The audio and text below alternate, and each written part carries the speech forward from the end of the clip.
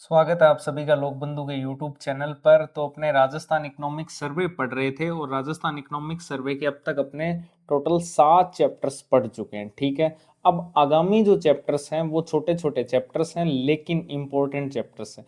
इनमें से लगभग चैप्टर जो है वो ज्योग्राफी के लिहाज से बहुत ही इंपॉर्टेंट है। उसी कड़ी के अंदर आज अपने चैप्टर 8 जो है सर्वे का वो पढ़ने वाले हैं। ठीक है ना। चैप्टर 8 जो है वो जल संपदा से रिलेटेड चैप्टर है जिसका नाम है जल सुरक्षा एवं अनुकूलता, है ना, वाटर सिक्योरिटी एंड एडेप्टेबिलिटी। तो इस चैप्टर के अंदर सबसे पहले तो मैं आपको बता दूं कि ये जो पीडीएफ है ये आपको डिस्क्रिप्शन में टेलीग्राम चैनल का लिंक दिया हुआ है, लोकबंधु 2025, यहाँ पर आपको मिल जाएगी। ये टेलीग्राम चैनल है, ठीक है ना, लोकबंधु 2025। ठीक है, डिस्क्रिप्शन में लिंक दिया, वहां पर आपको सर्वे की सारी पीडीएफ मिल जाएगी। ठीक है, अब तक जितने भी चैप्टर्स की आई है। ठीक है, और कोशिश कर रहे हैं कि 1 मार्च तक जो है, 1 मार्च तो शायद नहीं हो पाएगा, 2 या 3 मार्च तक सारी जो 13 के 13 चैप्टर्स हैं सर्वे के वो आपको प्रोवाइड करवा दिया जाए पीडीएफ फॉर्म में। ठीक है, उसके बाद में बजट आ जाएगा एक दिन में। ठीक है, और फिर एक सर्वे और बजट दोनों को जोड़ करके, है ना, सर्वे और बजट दोनों को जोड़ करके एक अलग ही पीडीएफ बनेगी पूरी सिंगल। ठीक है, वो पेड रहेगी, वो पेड रहेगी। ठीक है, बजट की एक पीडीएफ फ्री में मिल जाएगी, जिसको जहां ऐड करना है कर सकता हो। लेकिन अगर जिसको चाहिए कि मुझे 1 से लेकर 13 सर्वे के चैप्टर प्लस में बजट और प्लस में करंट अफेयर्स का भी कुछ अंश हो, जैसे कि फिल्म पर्यटन प्रोत्साहन नीति की सर्वे में डेट 20 दिसंबर दी हुई है, जबकि उसकी अगर सुजस पे देखोगे तो 24 दिसंबर है। ठीक है ना, तो ये सारी अपडेट्स उसमें मिलेगी आपको। तो वो अगर आपको चाहिए होगी तो वो फिर पेड रहेगी। ठीक है, लेकिन बाकी आपके लिए फ्री है, सारी की सारी सर्वे के ऑल चैप्टर्स की पीडीएफ्स फ्री हैं। बजट की पीडीएफ फ्री रहेगी, लेकिन मर्ज करके जो आएगी वो पेड रहेगी। ठीक है, बाकी अगर आप क्लासेस लगा रहे हो तो आपको सर्वे भी पूरा का पूरा याद हो जाएगा। इससे पहले पारिभाषिक शब्दावली में भी मैंने आपको सब याद करवा दिया था, सर्वे में भी आपको सब कुछ याद करवा देंगे, कंपाइलेशन भी लेकर आएंगे, रिवीजन भी करवाएंगे, उसकी चिंता आप मत करो। लेकिन इससे पहले जैसे ही राजस्थान वाला कंप्लीट होगा उसके बाद अपने बात करेंगे इंडियन इकोनॉमिक सर्वे के जो चैप्टर्स मैंने आपको बताए थे वो भी अपने लेके आएंगे। तो अब तक मैं बता दूं क्या क्या मैंने वादे किए थे एसआई वालों से। ठीक है, आप मुझे रिमाइंड करवा देना एक बार कि मैं कुछ भूल तो नहीं हूँ। मैंने आपको बोला था कि मुहावरे की एक कैसे सॉरी ए से लेकर है तक की क्लास आएगी।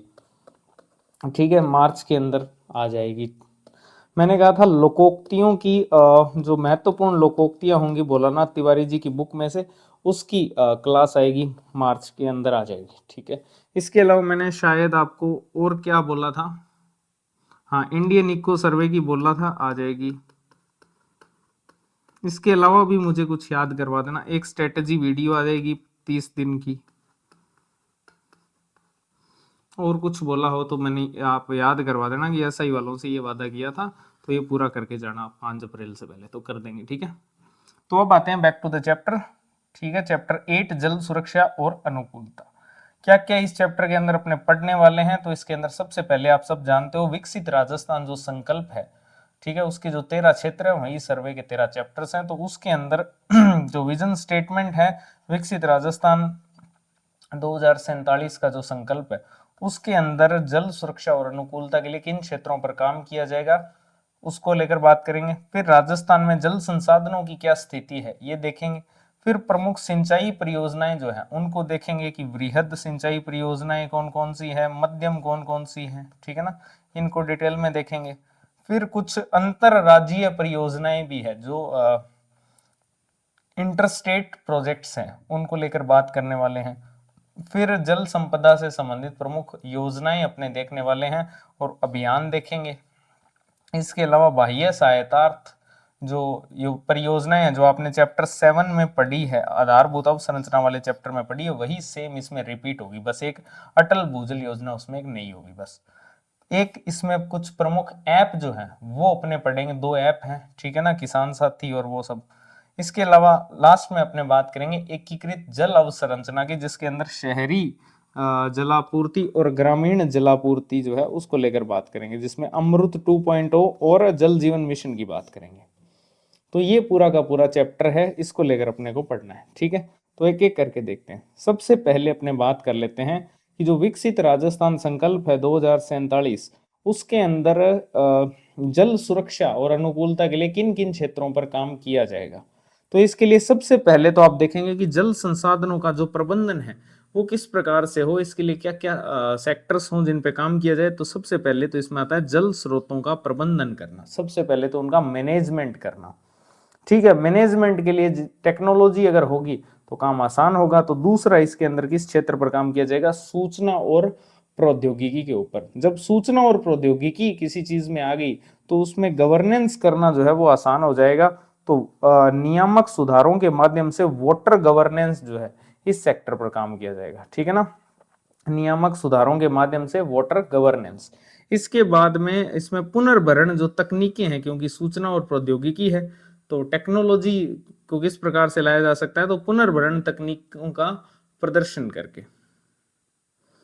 इसके अलावा एक आप सब जानते हैं जल जीवन मिशन चल रहा है, जो कि जल जीवन मिशन के तहत 100% घरों तक जो है सार्वभौमिक पहुंच जो है उसको लेकर आना। इसके अलावा ग्रे वाटर मैनेजमेंट, ठीक है, और जल गुणवत्ता पर्यवेक्षण और निगरानी, क्योंकि सबसे मेन तो क्या है, जल की गुणवत्ता। तो जल गुणवत्ता पर्यवेक्षण और निगरानी, इन क्षेत्रों पर जो है वो विकसित राजस्थान संकल्प के अंदर काम किया जाएगा। ठीक है, इसके बाद आगे चलते हैं। सबसे पहले बात करते हैं राजस्थान में जल संसाधनों की क्या स्थिति है।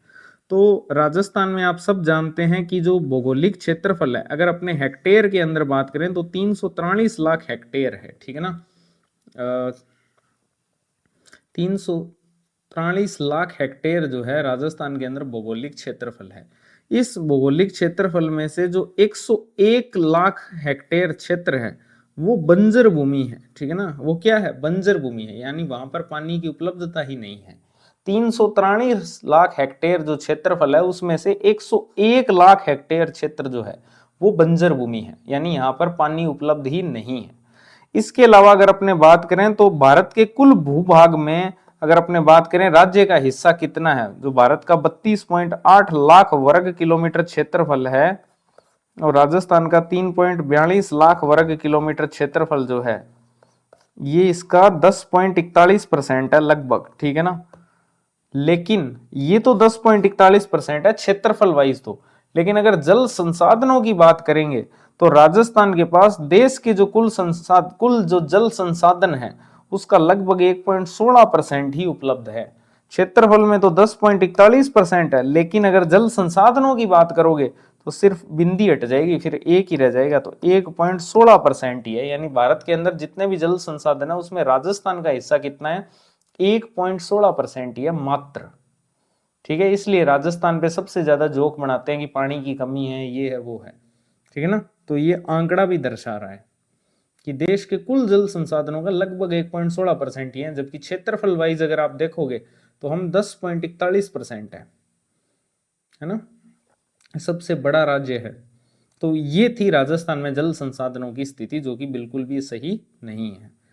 अब अपने बात करेंगे इरिगेशन प्रोजेक्ट्स की, सिंचाई परियोजनाओं की। देखो आप ये ज्योग्राफी में भी पढ़ते हो, लेकिन ज्योग्राफी में बहुत डिटेल में इस टॉपिक को पढ़ते हो, लेकिन यहाँ पर जो आपको सिंचाई परियोजनाएं पढ़नी है, ठीक है ना, वो भी बहुत इंपॉर्टेंट है। वहां से प्रश्न आते हैं, मैं आपको प्रूव कर दूंगा। जैसे ये परवन परियोजना है, आप RS प्री 2021 देखना, उसमें परवन पे क्वेश्चन आया हुआ है।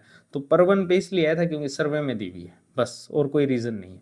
तो जो लोग बोल रहे हैं कि राजस्थान इकोनॉमी के सिलेबस में तो दिया ही नहीं हुआ है ये वो, तो भाई सर्वे का मतलब राजस्थान इकोनॉमी ही नहीं होता, उसमें ज्योग्राफी भी होती है, आर्ट कल्चर भी होती है कुछ हद तक। हर चीज समझानी पड़ेगी क्या। ठीक है, तो अब वृहद सिंचाई परियोजनाएं। सबसे पहले सिंचाई परियोजनाएं 3 प्रकार की हैं। ठीक है, एक है वृहद, एक है मध्यम और एक है लघु। जो वृहद सिंचाई परियोजनाएं हैं वो टोटल हैं 6। ठीक है, टोटल कितनी है, 6। कौन कौन सी है, एक तो है नर्मदा नहर परियोजना, एक है परवन, एक है धौलपुर लिफ्ट, एक है उच्च स्तरीय नहर कैनाल माही। ठीक है, उच्च स्तरीय नहर कैनाल माही। फिर पीपल खूंट है, इसके अलावा उच्च स्तरीय कैनाल है काली तीर लिफ्ट। ठीक है, ये तो आपकी आती है, इनको डिटेल में पढ़ेंगे सबको। वृहद में 6 आती है। फिर मध्यम सिंचाई परियोजनाएं 5 है, जिसमें आती है गरदड़ा, तकली, गागरीन, हथियादे और अंधेरी। ये भी प्रश्न पूछा जा सकता है कि निम्न में से वृहद सिंचाई परियोजना है या नहीं है, ठीक है ना। तो ये भी आप पहले याद कर लो इनको अच्छे से। एक तो है नर्मदा नहर परियोजना, एक है परवन, एक है धौलपुर लिफ्ट, एक है कैनाल माही, एक है पीपल खूंट और एक है कैनाल काली तीर लिफ्ट, ठीक है। तो ये आप याद कर लेना। इसके बाद में मध्यम सिंचाई परियोजनाएं भी 5 है। कौन कौन सी है? तो 2 तो गैस ही है, एक तो गरदड़ा है और एक गागरीन है, ठीक है। गरदड़ा और गागरीन, उसके अलावा एक तकली है और एक अंधेरी है और एक हथिया दे है। तो ये 5 जो है ये मध्यम सिंचाई परियोजनाएं हैं। इसके अलावा लघु सिंचाई परियोजनाएं कितनी है? तो टोटल 34 जो है लघु सिंचाई, यानी कि 6 तो वृहद सिंचाई परियोजनाएं, 5 हो गई मध्यम सिंचाई परियोजनाएं और 34 हो गई लघु सिंचाई परियोजनाएं, ठीक है।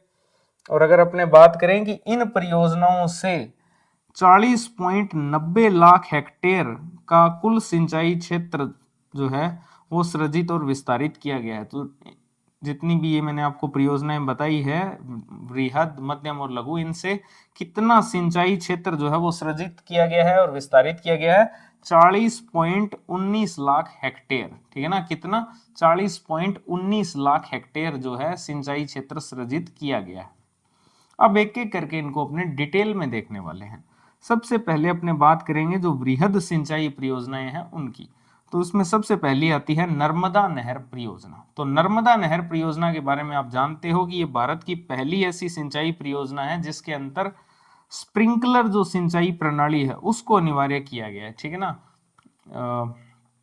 इसके अलावा अपने बात करें तो जालोर और बाड़मेर जो जिले हैं वो इससे लाभान्वित होते हैं। जो नर्मदा नहर परियोजना है इससे जालोर और बाड़मेर जिले जो हैं वो लाभान्वित होते हैं। उनके 233 गांवों के अंदर फैला जो 2.46 लाख हेक्टेयर का कमांड क्षेत्र है उसके अंदर स्प्रिंकलर सिंचाई जो प्रणाली है उसको अनिवार्य किया गया है नर्मदा नहर परियोजना के तहत। तो ये इंपॉर्टेंट बात है कि नर्मदा नहर जो परियोजना है वो भारत की पहली ऐसी सिंचाई परियोजना है जिसके अंदर जालोर और बाड़मेर 2 जिलों के अंदर 2.46 लाख हेक्टेयर का जो कमांड क्षेत्र है, ये याद रख लेना। कितने गांव हैं ये याद नहीं करना है। 2.46 लाख हेक्टेयर का जो क्षेत्रफल है उसके अंदर स्प्रिंकलर सिंचाई प्रणाली जो है उसको इसमें अनिवार्य किया गया है। तो ये इसकी प्रमुख विशेषता है। अब इसके अलावा कितनी पेयजल इसमें उपलब्ध होगी? सिंचाई के साथ में पेयजल भी उपलब्ध करवाया जाएगा। तो लगभग कितने लोगों को उपलब्ध करवाया जाएगा? कोई काम का नहीं है। कितने गांवों में उपलब्ध करवाया जाएगा? कोई काम का नहीं है। सबसे इंपॉर्टेंट ये भी हो सकता है कि कितने शहरों को दिया जाएगा पेयजल? तो 3 शहर इसमें शामिल है। जो नर्मदा नहर परियोजना है उसका जो पेयजल है वो 3 शहरों को प्रोवाइड करवाया जाएगा। कौन कौन से हैं? एक तो है जालोर, क्योंकि मैंने आपको बताया था कि ये बाड़मेर और जालोर 2 ही जिलों को लाभान्वित करती है। तो जालोर, भीनमाल और सांचौर ये तीनों के तीनों जालोर के ही शहर हैं। तो बाड़मेर के तो गांवों के अंदर ही ये लाभ दे रही है, जालोर के अंदर ये शहरों में भी लाभ दे रही है पेयजल का। कौन से 3 शहरों में? एक तो जालोर में, इसके अलावा सांचौर में और एक भीनमाल के अंदर। तो ये 3 शहर है, ठीक है। तो ये पहली थी नर्मदा नहर परियोजना। इसके बाद बात करते हैं परवन वृहद परियोजना की। तो जो परवन वृहद परियोजना है, अगर हम इसकी स्थिति की बात करें तो परवन नदी जो है वो झालावाड़, तो झालावाड़ जिले के अंदर ये परवन नदी के ऊपर प्रस्तावित है। जो परवन वृहद परियोजना है ये झालावाड़ जिले के अंदर जो परवन नदी है उस पर प्रस्तावित है, ठीक है। अब इसके अंदर क्या क्या सुविधा है? तो इसके अंदर एक तो सिंचाई की सुविधा है और एक इसमें पेयजल की सुविधा है। कितने गांवों को है नहीं याद रखना। सिंचाई की सुविधा जो है वो किन किन जिलों के अंदर है ये इंपॉर्टेंट है, ठीक है। वैसे इसकी स्थिति की बात करोगे वृहद परियोजना जो परवन वृहद परियोजना है वो झालावाड़ जिले के अंदर परवन नदी जो है वहां पर प्रस्तावित है। कौन कौन से जिलों को लाभ देगी? तो इसमें ध्यान रखना जो हाड़ौती के जिले हैं, कोटा हो गया, बारा हो गया और झालावाड़, इसमें ध्यान रखना बूंदी नहीं है। परवन जो वृहद परियोजना है इसका लाभ बूंदी को नहीं मिलेगा। तो इसके अलावा हाड़ौती के तीनों ही जिलों को, कोटा, बारा और झालावाड़ जो है, इनको इसका लाभ मिलेगा सिंचाई का। और कितने क्षेत्रफल में? 2 लाख हेक्टेयर, 2.01 लाख हेक्टेयर जो क्षेत्रफल है सीसीए है उसके अंदर जो है सिंचाई की सुविधा मिलेगी। तो सबसे इंपॉर्टेंट चीज इसमें क्या है, परवन बृहद परियोजना में कौन से जिले लाभान्वित हो रहे हैं, ये प्रश्न आया हुआ है RAS प्री 2021 में, जाके चेक कर लेना भले, ठीक है। तो झालावाड़, बारां और कोटा, बूंदी इसमें शामिल नहीं है, ठीक है। इसके अलावा और क्या विशेषता है, तो इसके अंदर जो संपूर्ण सिंचित भूमि जो है उसको पानी के उचित उपयोग के लिए यहाँ पर स्काडा नियंत्रित प्रेशराइज्ड पाइप के माध्यम से स्प्रिंकलर सिंचाई प्रणाली से सिंचित करने का प्रस्ताव है। तो यहाँ पर भी जो परवन है, परवन बृहद परियोजना है, यहाँ पर भी स्प्रिंकलर सिंचाई प्रणाली जो है उससे सिंचित किया जाएगा, ठीक है। स्काडा सिस्टम जो आप ज्योग्राफी में पढ़ते ही हो, ठीक है। स्काडा नियंत्रित जो प्रेशराइज्ड पाइप है उसके माध्यम से स्प्रिंकलर सिंचाई प्रणाली से यहां पर भी सिंचाई की जाएगी, परवन के अंदर भी। तो ये दो परियोजनाएं आपने पढ़ी। इसके बाद अगली जो परियोजना है वो है ऊपरी उच्च स्तर नहर माही परियोजना, ऊपरी उच्च स्तर नहर माही परियोजना। अब इससे किन किन क्षेत्रों को लाभ होगा, तो इसमें एक तो देखो, आप जानते हो माही जो नदी है वो आप दक्षिणी राजस्थान से बांसवाड़ा में से निकलती है, ठीक है ना। तो माही जो परियोजना है इसका लाभ जो है एक तो बांसवाड़ा को होगा, एक इसके अंदर कुशलगढ़, जो आप शायद आपने एकीकरण का द्वितीय चरण पढ़ा है तो उसमें एक ठिकाना था कुशलगढ़, वही है ये, ठीक है। इसके अलावा बागीदोरा जो है विधानसभा क्षेत्र, ये जो 3 विधानसभा क्षेत्र हैं, बांसवाड़ा, कुशलगढ़ और बागीदोरा, ठीक है। दो तो वैसे ही है, बांसवाड़ा और बागीदोरा, एक कुशलगढ़ है। इन विधानसभा क्षेत्रों के कितने गांवों के कितने हेक्टेयर क्षेत्र में सिंचाई सुविधा कोई काम की नहीं है, सिर्फ आपको इतना याद रखना है कहां पर सिंचाई सुविधा का लाभ मिलेगा, एक तो बांसवाड़ा के अंदर, एक कुशलगढ़ में और एक बागीदोरा के अंदर। किसका, जो माही परियोजना है उसका। इसके अलावा इसमें और क्या सुविधा है, इसमें है माइक्रो इरिगेशन सिस्टम जो है, यानी कि सूक्ष्म सिंचाई जो सिस्टम है उसके माध्यम से सिंचाई जो है वो की जाएगी, जिसके तहत लगभग 105 किलोमीटर जो मुख्य नहर है और वितरण प्रणाली है उसके माध्यम से सैडल बांध संख्या 1 से पानी दिया जाएगा। तो ये इंपॉर्टेंट बात है कि जो माही परियोजना है इसका लाभ तो मिलेगा बांसवाड़ा, बागीदोरा और कुशलगढ़ विधानसभा क्षेत्रों को, और यहाँ पर जो है माइक्रो इरिगेशन सिस्टम यानी कि सूक्ष्म सिंचाई पद्धति को अपनाया जाएगा, और 105 किलोमीटर मुख्य नहर और वितरण प्रणाली के माध्यम से जो सैडल बांध संख्या 1 है उससे जो है यहाँ पानी दिया जाएगा। तो ये तीसरी परियोजना हुई। इसके बाद बात करते हैं पीपलखूंट उच्च स्तर नहर परियोजना, पीपलखूंट उच्च स्तर नहर परियोजना। तो ये जो पीपलखूंट तहसील है उसके 24 गांवों के इतने हेक्टेयर असिंचित क्षेत्र में स्प्रिंकलर प्रणाली के माध्यम से सिंचाई सुविधा प्रदान करेगी, ठीक है। सिर्फ इतना याद रख लेना, कितने गांवों के अंदर, 24 गांवों के अंदर, कितने क्षेत्रफल को, 5127 हेक्टेयर क्षेत्रफल के अंदर स्प्रिंकलर सिंचाई प्रणाली के माध्यम से ये सिंचाई सुविधा जो है वो प्रदान करेगी, ठीक है। इसके अलावा सबसे इंपॉर्टेंट बात यह है पीपलखुंट की कि माही बांध का जो दाहिना छोर है उससे जो जल है उसको 3.72 टीएमसी की मात्रा में जाखम बांध के अंदर मोड़ा जाएगा। तो ये इंपॉर्टेंट बात है कि जो पीपलखुंट परियोजना है इसके अंदर माही बांध के दाहिने छोर से जो जल है उसको किस बांध के अंदर मोड़ा जाएगा, जाखम बांध के अंदर। कहां पर, जाखम बांध के अंदर। जाखम बांध के संदर्भ में सबसे इसका उपनाम क्या है आप कमेंट सेक्शन में लिख देना। जाखम बांध का 3.72 टीएमसी की मात्रा के अंदर जल जो है उसको जाखम बांध में मोड़ा जाएगा माही नदी के दाहिने छोर से। तो ये है पीपलखुंट परियोजना। फिर आती है धौलपुर लिफ्ट परियोजना। धौलपुर जो लिफ्ट परियोजना है ये आप जानते हैं धौलपुर जिले के अंदर जो है 39,980 हेक्टेयर। क्या ये याद करने कितने क्षेत्रफल में, नहीं करना, सिर्फ एक नर्मदा वाला याद करना है। धौलपुर जिले के अंदर लगभग 39,980 हेक्टेयर सीसीए के अंदर सिंचाई प्रदान करने के लिए माइक्रो इरिगेशन सिस्टम पर आधारित एक पूर्ण लिफ्ट सिंचाई और पेयजल परियोजना जो है वो धौलपुर लिफ्ट परियोजना है। तो सिर्फ इतनी बात याद रख लेना, धौलपुर जिले के अंदर माइक्रो इरिगेशन सूक्ष्म सिंचाई पद्धति के माध्यम से सिंचाई और पेयजल जो है वो उपलब्ध करवाया जाएगा।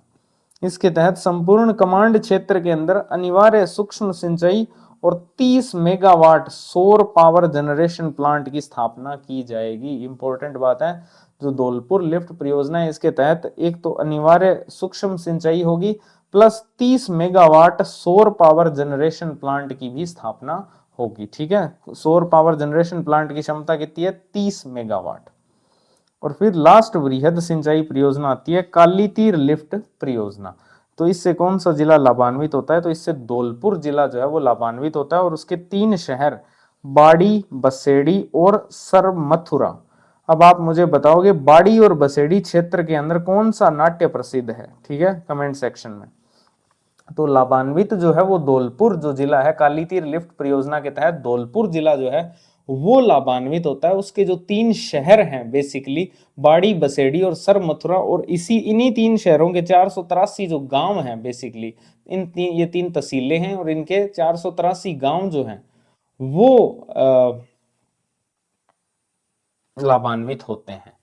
और उनके लिए जो बाड़ी, बसेड़ी और सरमथुरा 3 शहर हैं, उनके लिए जो पीएचईडी है, पीएचईडी यानी कि जन स्वास्थ्य और अभियांत्रिकी जो विभाग है, उसके द्वारा पेयजल की मांग को पूर्ण करने के लिए तैयार की गई है। ठीक है ना, काली तीर लिफ्ट परियोजना को, जो कि पार्वती और राम सागर बांध से पानी प्राप्त करेंगे। कहां से पानी प्राप्त करेंगे? 2 बांधों से, एक पार्वती और एक राम सागर।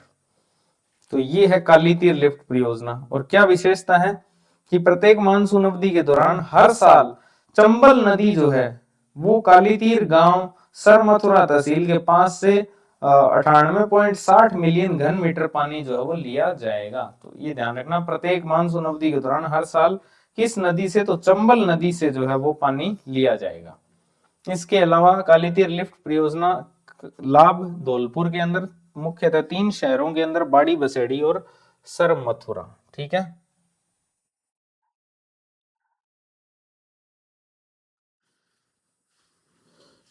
इसके अलावा पार्वती और राम सागर जो बांध है वहां से ये पानी प्राप्त करेंगे। और मानसून अवधि के दौरान हर साल चंबल नदी जो है वहां से पानी लिया जाएगा। ठीक है, तो ये थी आपकी 6 की 6 वृहद सिंचाई परियोजना।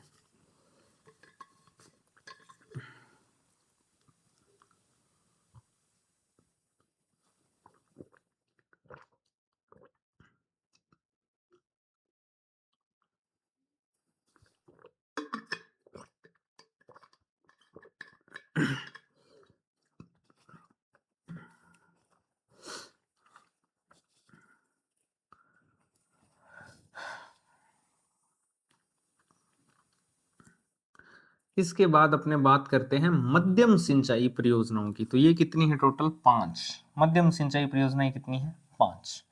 पहली आती है गरदड़ा। इन सब में जो मध्यम सिंचाई परियोजनाएं हैं, इन सब की स्थिति जो है वो इंपॉर्टेंट है। ठीक है ना, उसके अलावा और कोई खास चीज इसमें इंपॉर्टेंट नहीं है, लेकिन इसकी स्थिति इंपॉर्टेंट है। जैसे गरदड़ा सिंचाई परियोजना है, ये कहां पर है, किस जिले में है, किस नदी पर स्थित है, वो इंपॉर्टेंट है।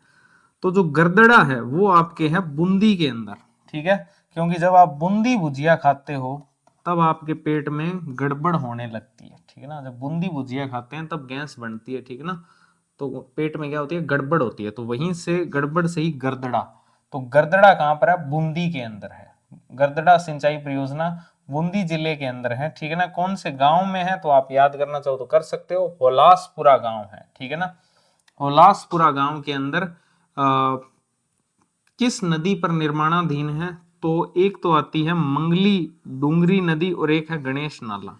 इन पर जो है ये निर्माणाधीन है। ठीक है, गरदड़ा जो सिंचाई परियोजना है ये बूंदी जिले के अंदर जो होलासपुरा गांव है वहां पर मंगली डूंगरी नदी और गणेश नाला जो है वो उस पर निर्माणाधीन है। ठीक है, कौन सी नदी है और कौन सा नाला है? तो मंगली डूंगरी नदी है और गणेश नाला है।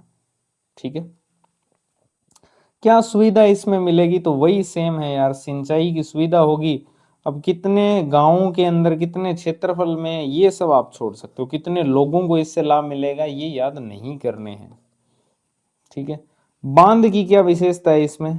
जो गरदड़ा है इसकी लंबाई कितनी है? तो 4.37 किलोमीटर है। कुल भंडारण क्षमता कितनी है इसकी? तो 44.38 मिलियन घन मीटर है, जिसमें से 8 मिलियन घन मीटर पेयजल के लिए आरक्षित है। तो ये आप अगर याद रखना चाहो तो रख सकते हो, अदरवाइज मुझे तो इतना कोई खास लगता नहीं है।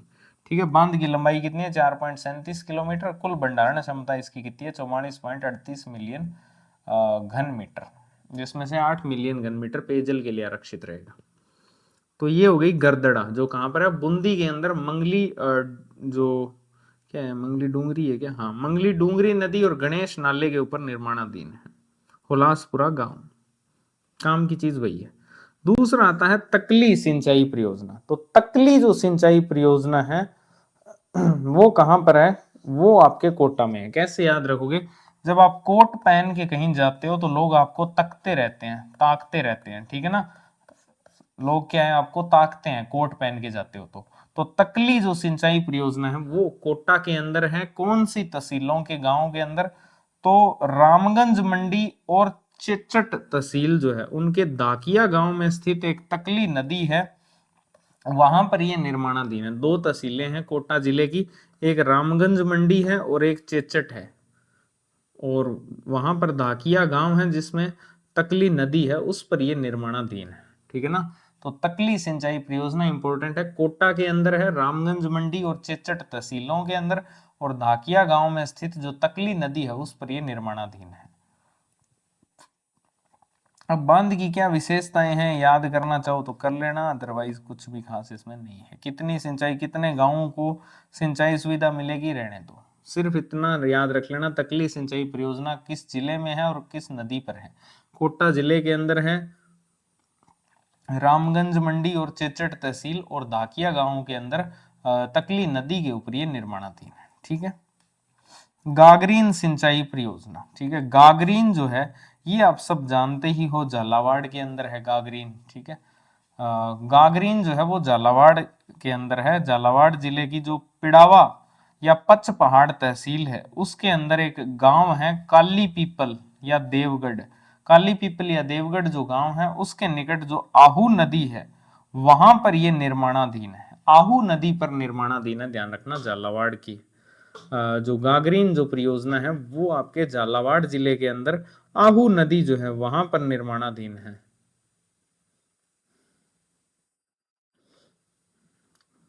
क्योंकि झालावाड़ में बारिश सबसे ज्यादा होती है, वर्षा वहां सबसे ज्यादा होती है, और वर्षा को गड्ढे में इकट्ठा कर लेते हैं, तो ऐसे नहीं, गागर भर जाते हैं वर्षा से, जो है वो गागर भर जाते हैं। तो गागरीन कहां पर है, वर्षा से रिलेटेड, यानी झालावाड़ के अंदर, ठीक है। तो गागरीन सिंचाई परियोजना झालावाड़ के अंदर किस नदी पर, आहू नदी पर। कौन सी तहसील है, पिड़ावा या पच पहाड़ तहसील है, काली पीपल गांव है, देवगढ़। कितनी सिंचाई सुविधा मिलेगी, छोड़ दो भले ही। बांध की क्या विशेषताएं हैं, तो इसमें एक इंपॉर्टेंट चीज है, इसको जून 2026 तक पूर्ण किया जाना प्रस्तावित किया गया, ठीक है, जून 2026 तक ये पूर्ण हो जाएगी, ठीक है। तो ये है गागरीन सिंचाई परियोजना। इसके बाद आती है हथिया दे सिंचाई परियोजना। हथिया दे जो सिंचाई परियोजना है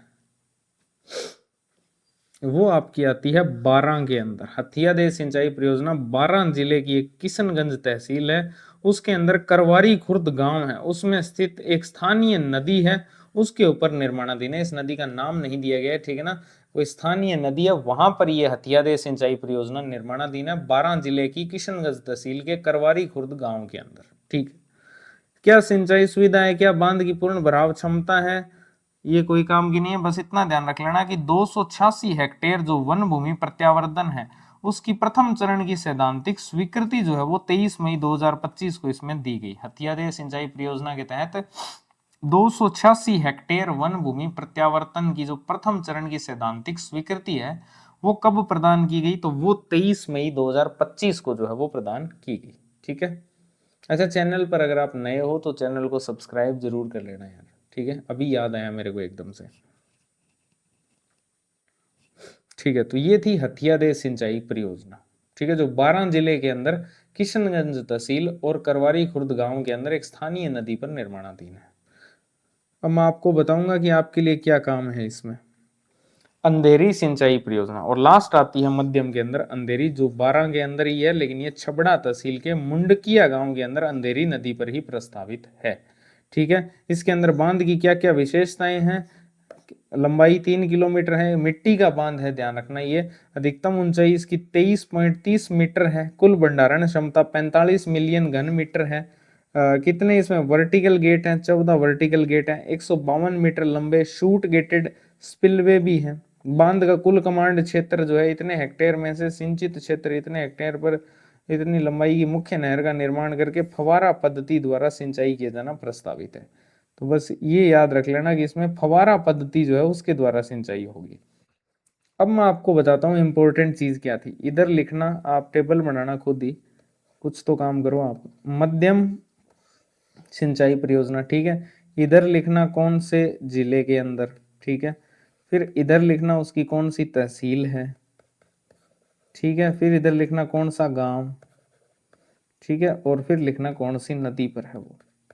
तो आपको बेसिकली सीधा सीधा बता देता हूं मैं, याद करना क्या है, अंधेरी कहाँ पर है, 12 के अंदर ही है, ठीक है ना। और हथिया दे भी कहाँ है, 12 के अंदर। दो तो 12 में ही है, अंधेरी और हथिया दे दोनों ही 12 के अंदर है। हथिया दे तो एक स्थानीय नदी है, कोई इसका नाम ही नहीं है। अंधेरी अंधेरी नदी पर है, ठीक है। इसके अलावा गागरीन मैंने बताया कि गागर जो है, यानी गागर बढ़ जाता है वर्षा से, तो वर्षा से संबंध है झालावाड़ जिले का।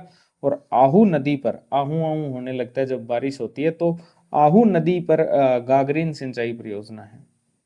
तकली मैंने बताया, कोट में जब कोई व्यक्ति होता है तो उसको सब ताकते रहते हैं, तो कोटा जिले के अंदर है। और कौन सी नदी पर ही है, तकली नदी पर ही है। ये गाँव वाम खुद याद करना। गरदड़ा जो है, बूंदी भुजिया खा के पेट में गड़बड़ होने लगती है, तो बूंदी के अंदर नदी है मंगली डूंगरी नदी, क्योंकि बूंदी भुजिया मांगते ही रहते हैं लोग, तो मंगली डूंगरी जो नदी है। और गणेश नाला जो है, लंबोदर हो जाते हैं बूंदी भुजिया खा के वैसे भी, तो गणेश नाला। तो ये आपके इस प्रकार से आप याद कर सकते हो इनको। स्थिति, काम की चीज स्थिति है इनमें ज्यादा, ठीक है। तो ये अपने पूरी की पूरी सिंचाई परियोजनाएं जो है वो देखी थी। 34 लघु सिंचाई परियोजनाएं भी है जो आप ज्योग्राफी के अंदर पढ़ते हो, यहाँ सर्वे में नहीं दी गई। आपको एक बार ओरिजिनल डॉक्यूमेंट भी थोड़ा दिखा देता हूँ मैं, यहाँ से पूरा कंटेंट जो है वो रेडी किया गया है, ठीक है। ये जो मैंने आपको पहली हेडिंग बनाई है, ये दोनों इफेक्ट अलग अलग जगहों पर लिखे हुए थे, और मैंने खुद से जनरेट किया इस हेडिंग को अपने आप से, कि जल संसाधनों की राजस्थान में क्या स्थिति है, ठीक है। ये आपको अलग अलग जगह पर देखने को मिलेंगे फैक्ट। मैं आपको दिखा देता हूँ किस प्रकार से कंटेंट रेडी किया जाता है, हर एक चीज को पढ़ा जाता है पहले, है ना। ये फैक्ट आपको, एक फैक्ट तो बीच में मिलेगा कहीं पर। हाँ, ये रहा एक तो, भारत के कुल भूभाग में, एक सेकेंड सॉरी, भारत के कुल भूभाग के इतने परसेंट क्षेत्रफल पर ये उपलब्ध है। एक फैक्ट तो यहाँ दिया हुआ है। इसके अलावा दूसरा फैक्ट जो है वो दिया होगा आपके, हाँ ये रहा, ये यहाँ पर दिया हुआ कितनी बंजर भूमि है। तो ये दो इफेक्ट इंपॉर्टेंट थे। तो ये जल संसाधनों की बेसिकली स्थिति बता रहे हैं, तो मैंने अलग से हेडिंग जनरेट की।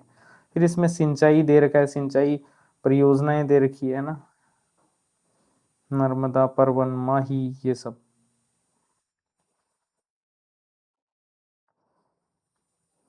इस प्रकार से, ठीक है। तो ये आप देख सकते हो इस प्रकार से पैराग्राफ फॉर्म में लिखा हुआ है इधर।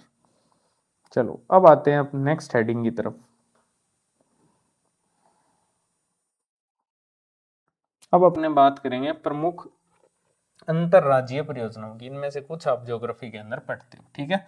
प्रमुख जो अंतरराज्यीय परियोजनाएं हैं उसके अंदर सबसे इंपॉर्टेंट आपके आती है ERCP, eastern Rajasthan canal project जो है वो, ठीक है। ईआरसीपी जो है उसकी अपने बात करने वाले हैं। ये क्या हो रहा है, हम्म?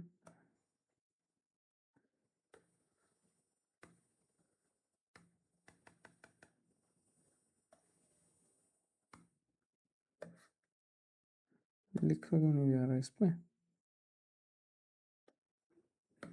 जूम का बटन दब गया क्या कहीं पे। यार आगे बहुत कम टाइम है, क्या हो गया ये।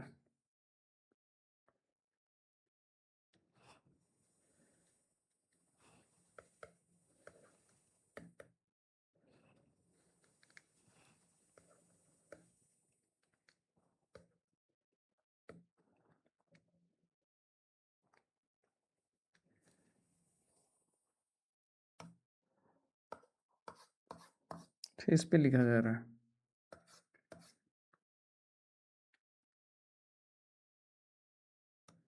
इसके साथ क्या प्रॉब्लम है।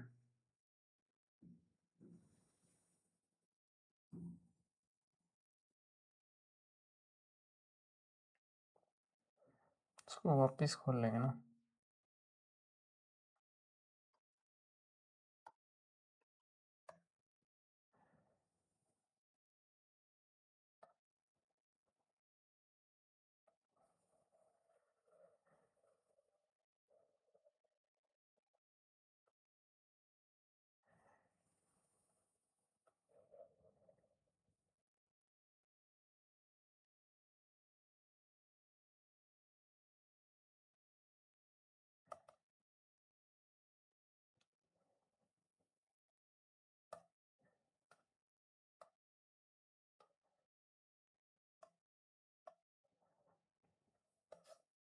यस, ठीक है। दिख रहा है यहाँ पे, सेकेंड। हाँ, ठीक है।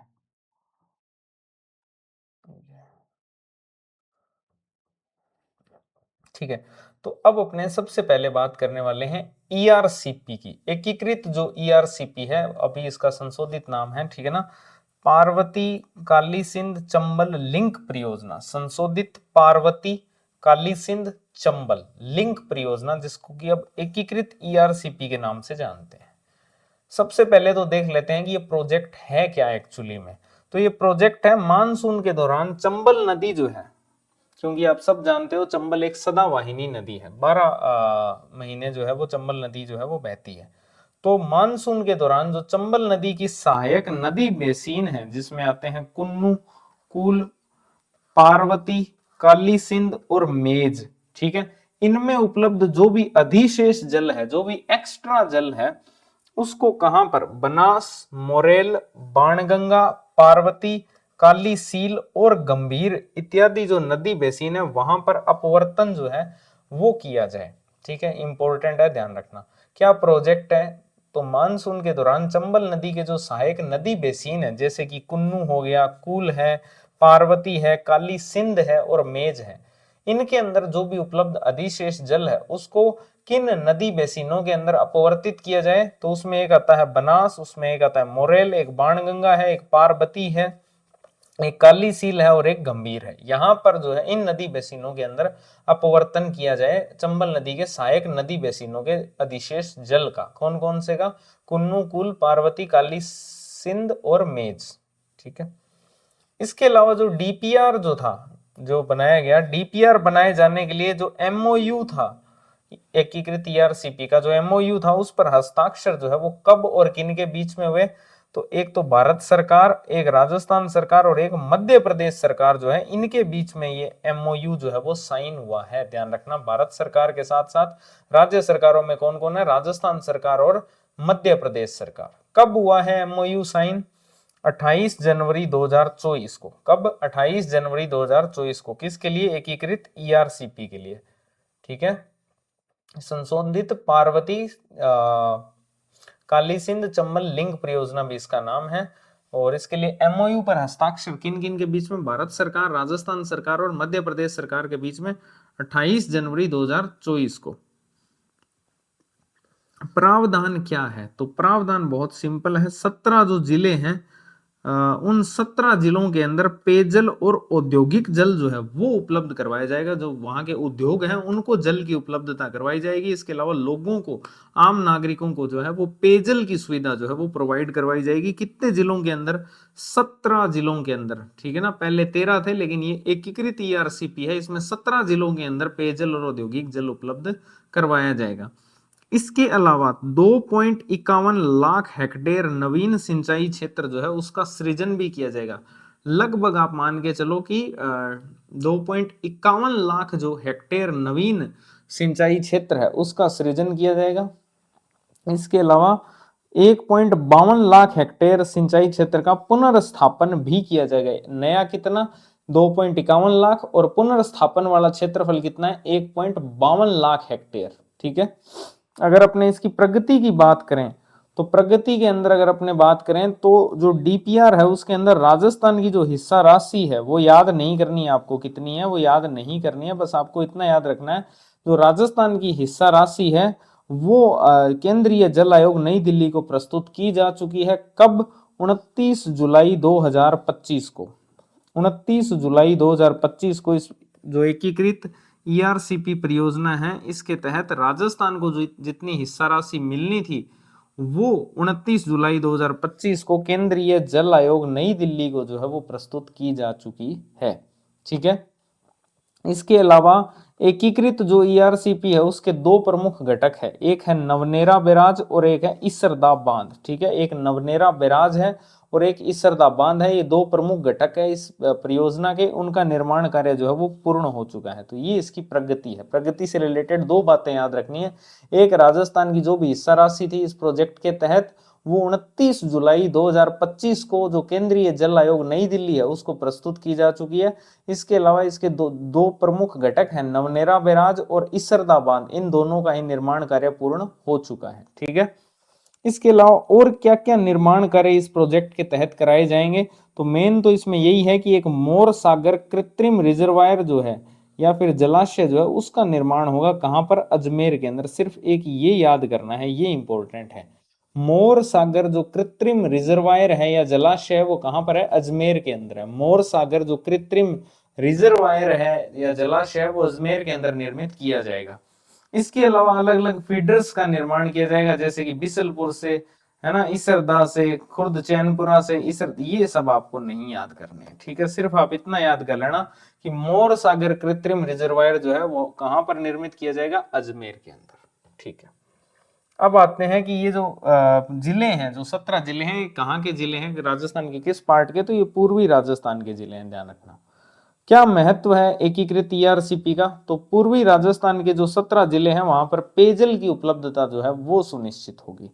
दूसरा, जल के कुशलतम उपयोग के लिए जो अपशिष्ट जल है उसका शोधन करके 30,000 हेक्टेयर नवीन सिंचित क्षेत्र जो है उसका सृजन किया जाएगा। 30,000 हेक्टेयर नवीन सिंचित जो क्षेत्र है उसका सृजन होगा इसके अंदर जल के कुशलतम उपयोग के लिए। जो अपशिष्ट जल है उसका शोधन करके कितने हेक्टेयर? तो 30,000 हेक्टेयर नवीन सिंचित क्षेत्र का सृजन होगा। इसके अलावा बेहतर आवागमन के लिए जो फीडर नहरें हैं उनके निर्माण के साथ साथ सड़कों का भी निर्माण जो है वो किया जाएगा। इसके अलावा नहरों के किनारे जो है सघन वृक्षारोपण करके पर्यावरण संरक्षण को बढ़ावा दिया जाएगा। सोलर पद्धति से यहाँ पर विद्युत उत्पादन होगा। तो ये पूरी की पूरी परियोजना है एकीकृत ईआरसीपी। एक बार रिवाइज करवा देता हूं मैं आपको। एकीकृत जो ईआरसीपी परियोजना है ये चंबल नदी के जो सहायक नदी बेसिन है, जैसे कि कुन्नू है, कूल है, पार्वती है, काली सिंध है और मेज है, इनके अंदर जो भी एक्स्ट्रा वाटर है, अधिशेष जल है, उसको बनास, मोरेल, बाणगंगा, पार्वती, काली सील और गंभीर नदी बेसिनों के अंदर अपवर्तित किया जाएगा। इसके लिए एमओयू जो है वो भारत सरकार, राजस्थान सरकार और मध्य प्रदेश सरकार के बीच में साइन हुआ है। कब? 28 जनवरी 2024 को। क्या प्रावधान है? तो पूर्वी राजस्थान के जो 17 जिले हैं वहां पर पेयजल और औद्योगिक जल उपलब्ध करवाया जाएगा। इसके अलावा 2.51 लाख हेक्टेयर नवीन सिंचाई क्षेत्र का सृजन होगा। 1.52 लाख हेक्टेयर सिंचाई क्षेत्र जो है उसका पुनर्स्थापन होगा। अगर अपने प्रगति की बात करें तो जो राशि है राजस्थान के हिस्से की वो 29 जुलाई 2025 को नई दिल्ली में केंद्रीय जल आयोग को प्रस्तुत की जा चुकी है। और एकीकृत ईआरसीपी के जो दो मेन घटक है, एक नवनेरा बैराज है और एक इसरदा बांध है, उनका निर्माण कार्य पूर्ण हो चुका है। ठीक है, इसके अलावा एक मोर सागर कृत्रिम रिजर्वायर जो है वो अजमेर के अंदर निर्मित होगा। अगर अपने बात करें इसमें तो जल के कुशलतम उपयोग के लिए अपशिष्ट जल का शोधन करके 30,000 हेक्टेयर नवीन सिंचित क्षेत्र का सृजन भी किया जाएगा। ठीक है, तो ये थी आपकी ईआरसीपी परियोजना, एकीकृत ईआरसीपी बेसिकली।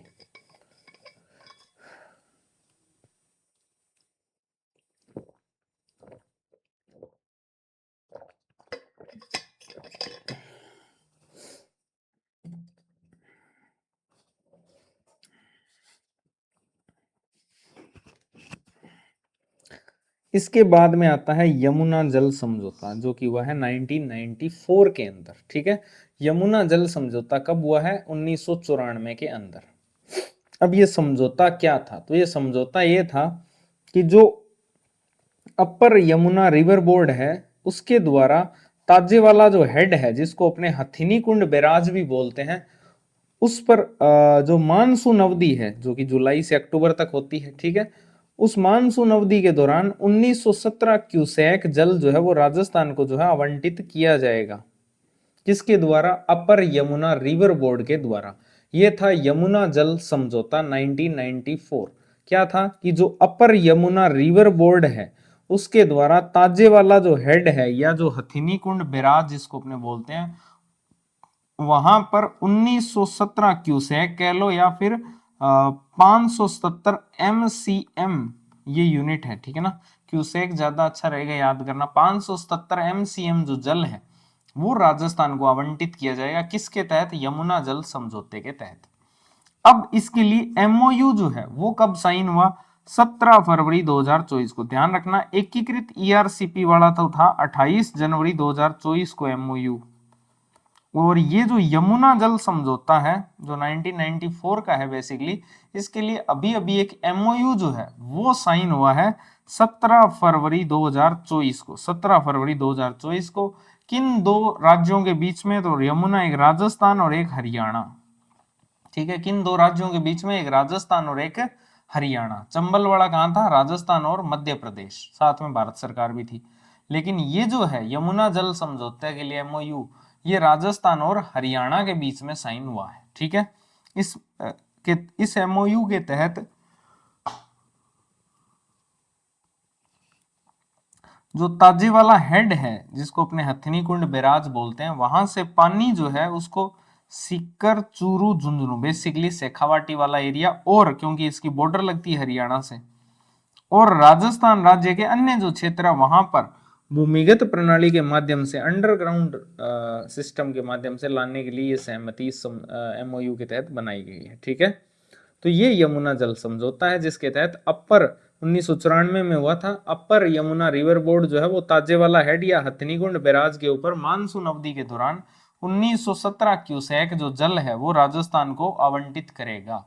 अभी अभी 17 फरवरी 2024 को राजस्थान और हरियाणा के बीच में इस पर एमओयू हुआ है जिसके तहत ताजेवाला हेड जो है वहां से पानी को शेखावाटी एरिया जिसमें सीकर, चूरू, झुंझुनू आते हैं और अन्य जो राजस्थान का एरिया है वहां पर भूमिगत प्रणाली के माध्यम से लाने के लिए सहमति जो है वो बनी, ठीक है। नेक्स्ट जो प्रोजेक्ट है वो है इंदिरा गांधी नहर परियोजना IGNP। इंदिरा गांधी नहर परियोजना IGNP जो है, अब इसका क्या उद्देश्य है, ठीक है। इंदिरा गांधी जो नहर परियोजना है इसका क्या उद्देश्य है? तो ये पश्चिमी राजस्थान की जो प्यासी मरुभूमि है उसको दूरस्थ हिमालय के जल से सिंचित करना इसका उद्देश्य है। जो हिमालय से आने वाली नदियां हैं उनका जल जो है वो पश्चिमी राजस्थान के अंदर आ सके बेसिकली, ठीक है। और वहां की जो मरुभूमि है, मरुस्थल जो है वो सिंचित हो सके, तो ये इसके लिए इंदिरा गांधी नहर परियोजना जो है वो लाई गई थी। पश्चिमी राजस्थान की जो प्यासी मरुभूमि है उसको दूरस्थ हिमालय के जल से सिंचित करने के लिए इंदिरा गांधी नहर परियोजना जो है वो लाई गई थी। इसके अलावा पश्चिमी राजस्थान के जो करोड़ों निवासी हैं उनको पेयजल, यहाँ के जो उद्योग हैं, ऊर्जा संयंत्र हैं, उनको जो है वो पानी उपलब्ध करवाया जा सके। इसके अलावा और भी बहुत सारे उद्देश्य हैं इसके, जैसे कि सूखा जो है उसका निवारण हो सके, पर्यावरण सुधार हो और वनीकरण हो। पानी होगा तभी वनीकरण हो पाएगा, इसके अलावा तो पॉसिबिलिटीज ही नहीं है। रोजगार सृजित होगा, ठीक है। उद्योगों का विकास होगा तो रोजगार भी सृजन होगा। उद्योगों को पानी की आवश्यकता है, पुनर्वास, ठीक है। ये सारे इसके उद्देश्य थे IGNP के। अब इसको IGNP जो है इसको पश्चिमी राजस्थान की जीवन रेखा भी बोलते हैं। इंदिरा गांधी जो नहर परियोजना है इसको पश्चिमी राजस्थान की जीवन रेखा कहते हैं, ठीक है। अगर अपने प्रोग्रेस रिपोर्ट की बात करें तो इसमें क्या क्या आपको याद करना है मैं वो बता देता हूँ। तो इसमें आपको देखो परियोजना के अंदर 16.17 लाख हेक्टेयर सिंचित क्षेत्रफल के अंदर नहर निर्माण कार्य पूर्ण करके सिंचाई सुविधा उपलब्ध करवा दी गई है। तो ध्यान रखना अब तक कितने हेक्टेयर सिंचित क्षेत्रफल का पर नहर निर्माण का कार्य पूरा हो चुका है? 16.17 लाख हेक्टेयर। तो ये एक फैक्ट आप याद कर लेना, कितने क्षेत्रफल पर नहर निर्माण का कार्य पूर्ण हो चुका है? 16.17 लाख हेक्टेयर, ठीक है। सीधा ये 16.17 लाख हेक्टेयर।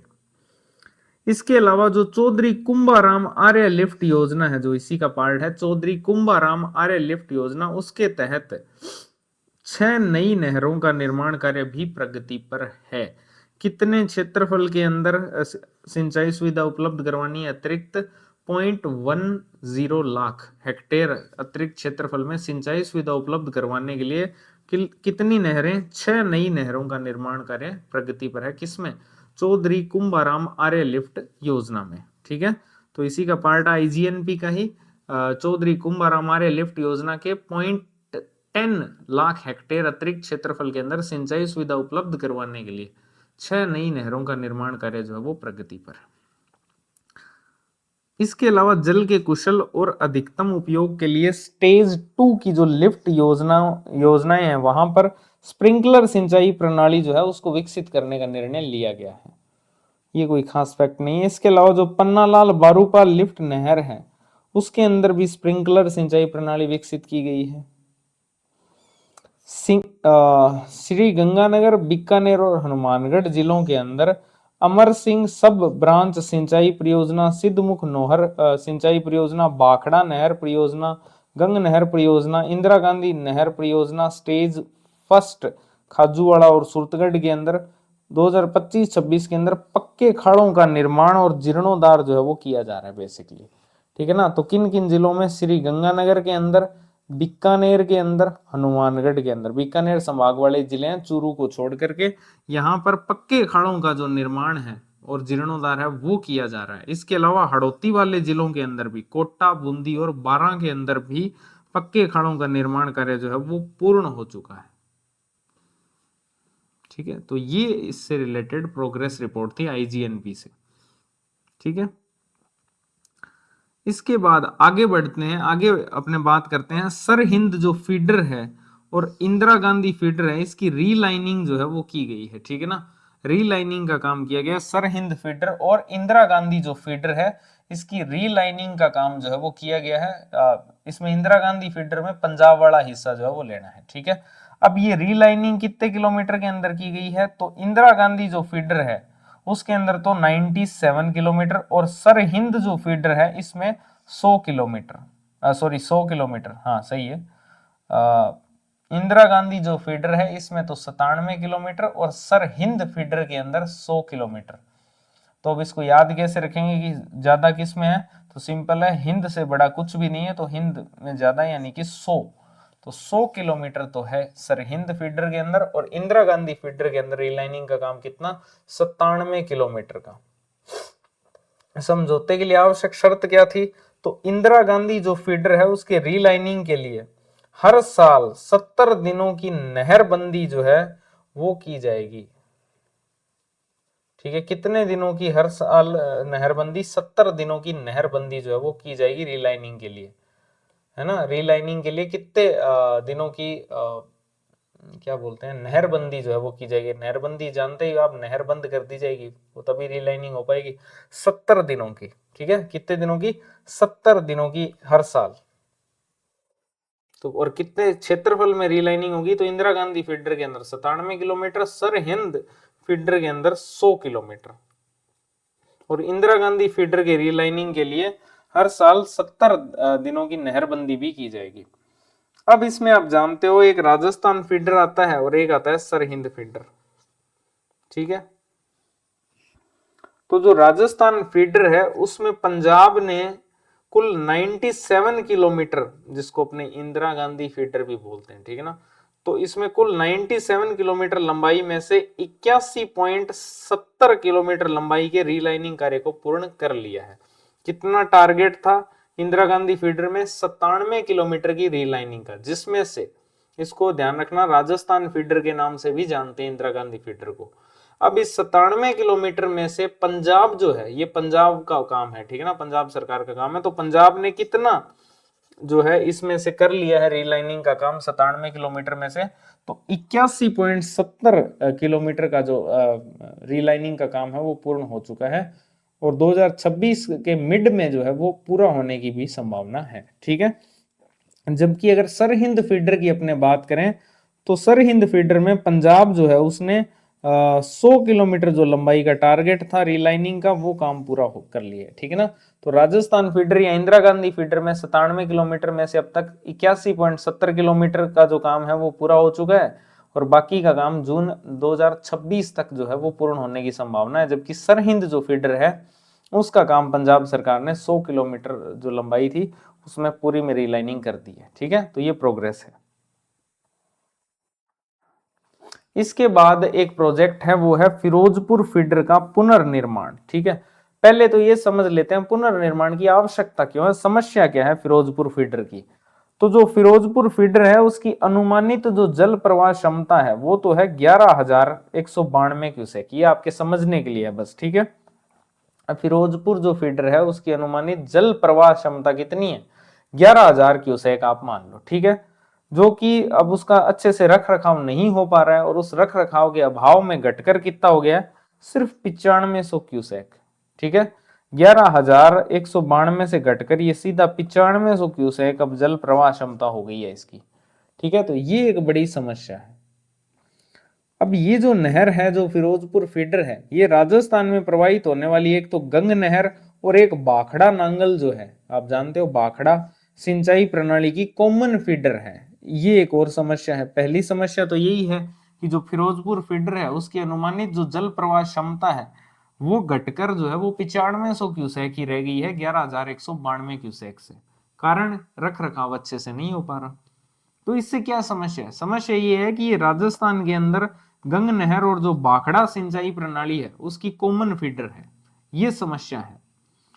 इस नहर की क्षमता कम होने के कारण ये जो दोनों नहर प्रणालियां हैं जैसे गंग नहर है और बाखड़ा है, इनके अंदर सिंचाई के पानी की उपलब्धता पर प्रतिकूल प्रभाव पड़ रहा है, क्योंकि यहाँ पर सिंचाई का पानी फिरोजपुर फीडर से ही पहुंच रहा है, तो उस पर प्रतिकूल प्रभाव जो है ये डाल रही है, ये जल प्रवाह क्षमता में जो कमी हुई है। ठीक है, इसलिए फिरोजपुर फीडर जो है इसका पुनर्निर्माण जो है वो किया जा रहा है, और इसके पुनर्निर्माण के लिए जो डीपीआर तैयार किया गया है उसको स्वीकृति कब मिली, तो उसको स्वीकृति मिली केंद्रीय जल आयोग जो है नई दिल्ली, उसकी बैठक कौन सी 158 158वीं जो सलाहकार समिति की बैठक थी उसके अंदर 24 अप्रैल 2025 को जो है इसको अनुमति मिली। फिरोजपुर फीडर के पुनर्निर्माण जो है उसको स्वीकृति कब मिली, तो केंद्रीय जल आयोग जो नई दिल्ली के अंदर है उसके 158वीं जो सलाहकार समिति की बैठक थी उसके अंदर 24 अप्रैल 2025 को जो है इसको स्वीकृति दी गई। अब इसमें अगर परियोजना लागत की अपने बात करें तो पंजाब जो है इसकी परियोजना लागत कितनी है और राजस्थान की परियोजना लागत कितनी है, ये सबसे इंपॉर्टेंट है फिरोजपुर फीडर पुनर्निर्माण प्रोजेक्ट के तहत। तो पंजाब की आप याद कर लेना, क्योंकि फिरोजपुर पंजाब में ही है तो ज्यादा पंजाब की ही होगी।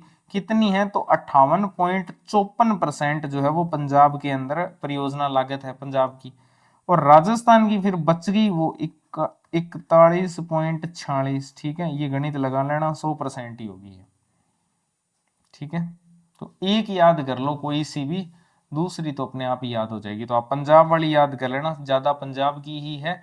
तो 58.54% जो है परियोजना लागत जो है पंजाब में, और राजस्थान की कितनी, तो 41.46%। ठीक है, वो 100 में से माइनस कर लेना, निकल जाएगी। क्या महत्व है फिरोजपुर फीडर के पुनर्निर्माण का, तो जो गंग नहर प्रणाली है उसके अंतर्गत 3.14 लाख हेक्टेयर तथा बाखड़ा नहर सिंचाई प्रणाली के अंतर्गत 2.92 लाख हेक्टेयर सिंचित क्षेत्र के किसानों को लाभ इससे मिलेगा। तो ये इतना कोई खास नहीं है, सीधा सीधा आप याद रख लेना, बाखड़ा और गंग नहर जो है इनको इसमें लाभ मिलने वाला है। ठीक है, तो ये सारी अंतरराज्यीय परियोजनाएं थी जो अपने कंप्लीट की।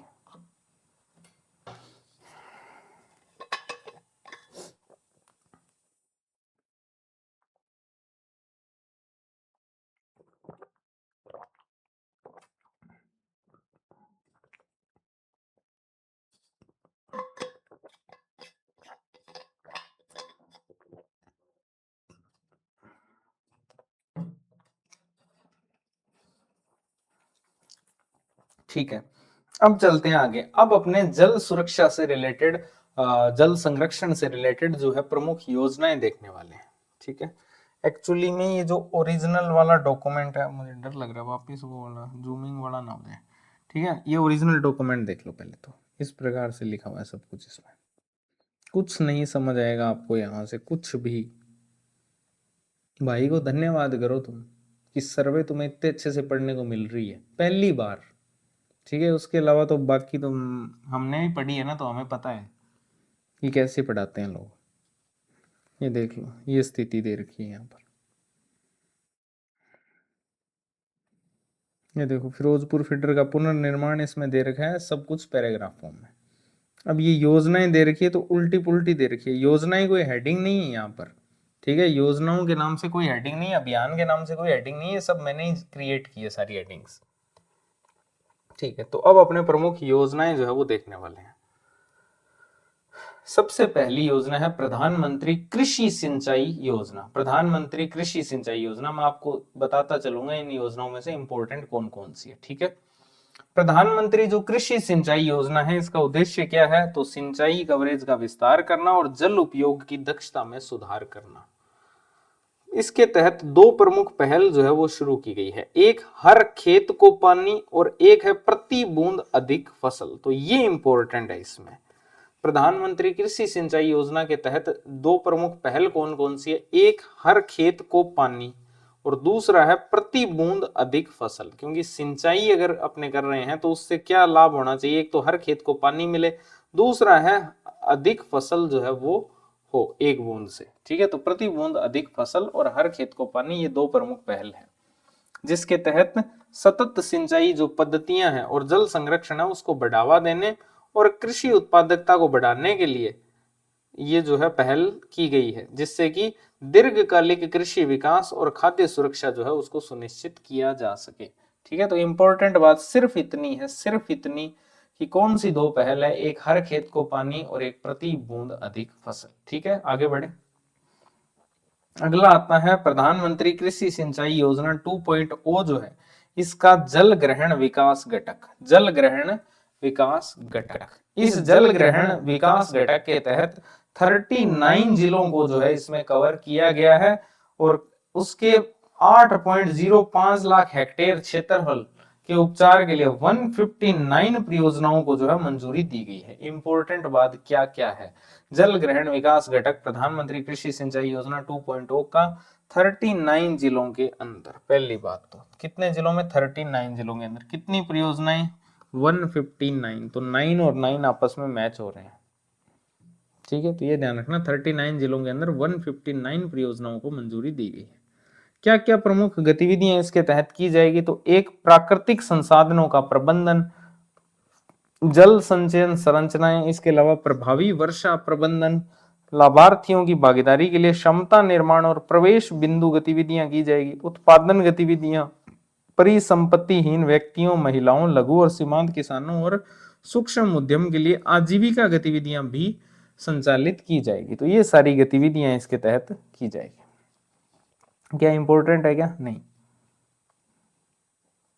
इसके बाद आती है RRR, है ना, RRR परियोजना, यानी कि मरम्मत, नवीनीकरण और पुनर्स्थापन योजना, ठीक है।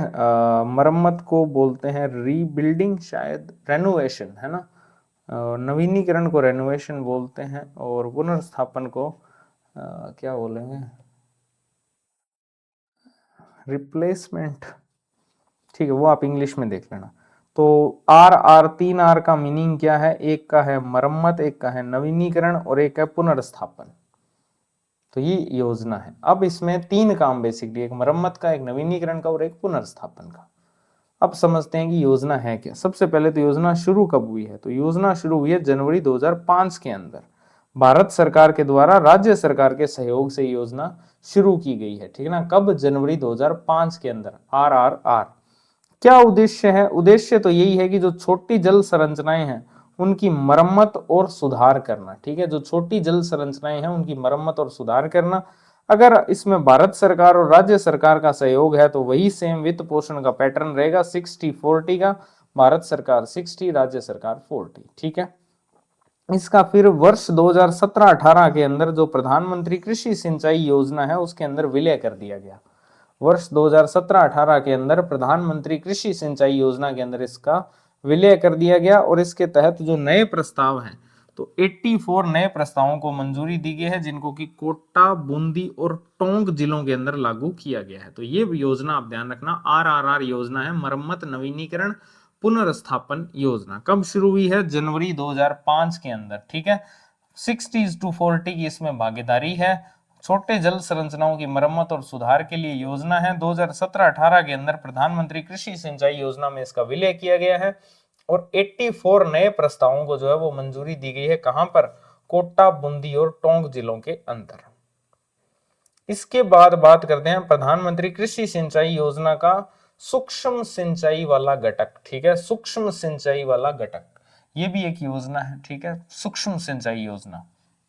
अब इसके अंदर आपको चीजों को अच्छे से समझना है। इसमें अनुदान जो दिया जाएगा वो कितना कितना दिया जाएगा उसको आपको अच्छे से समझना है।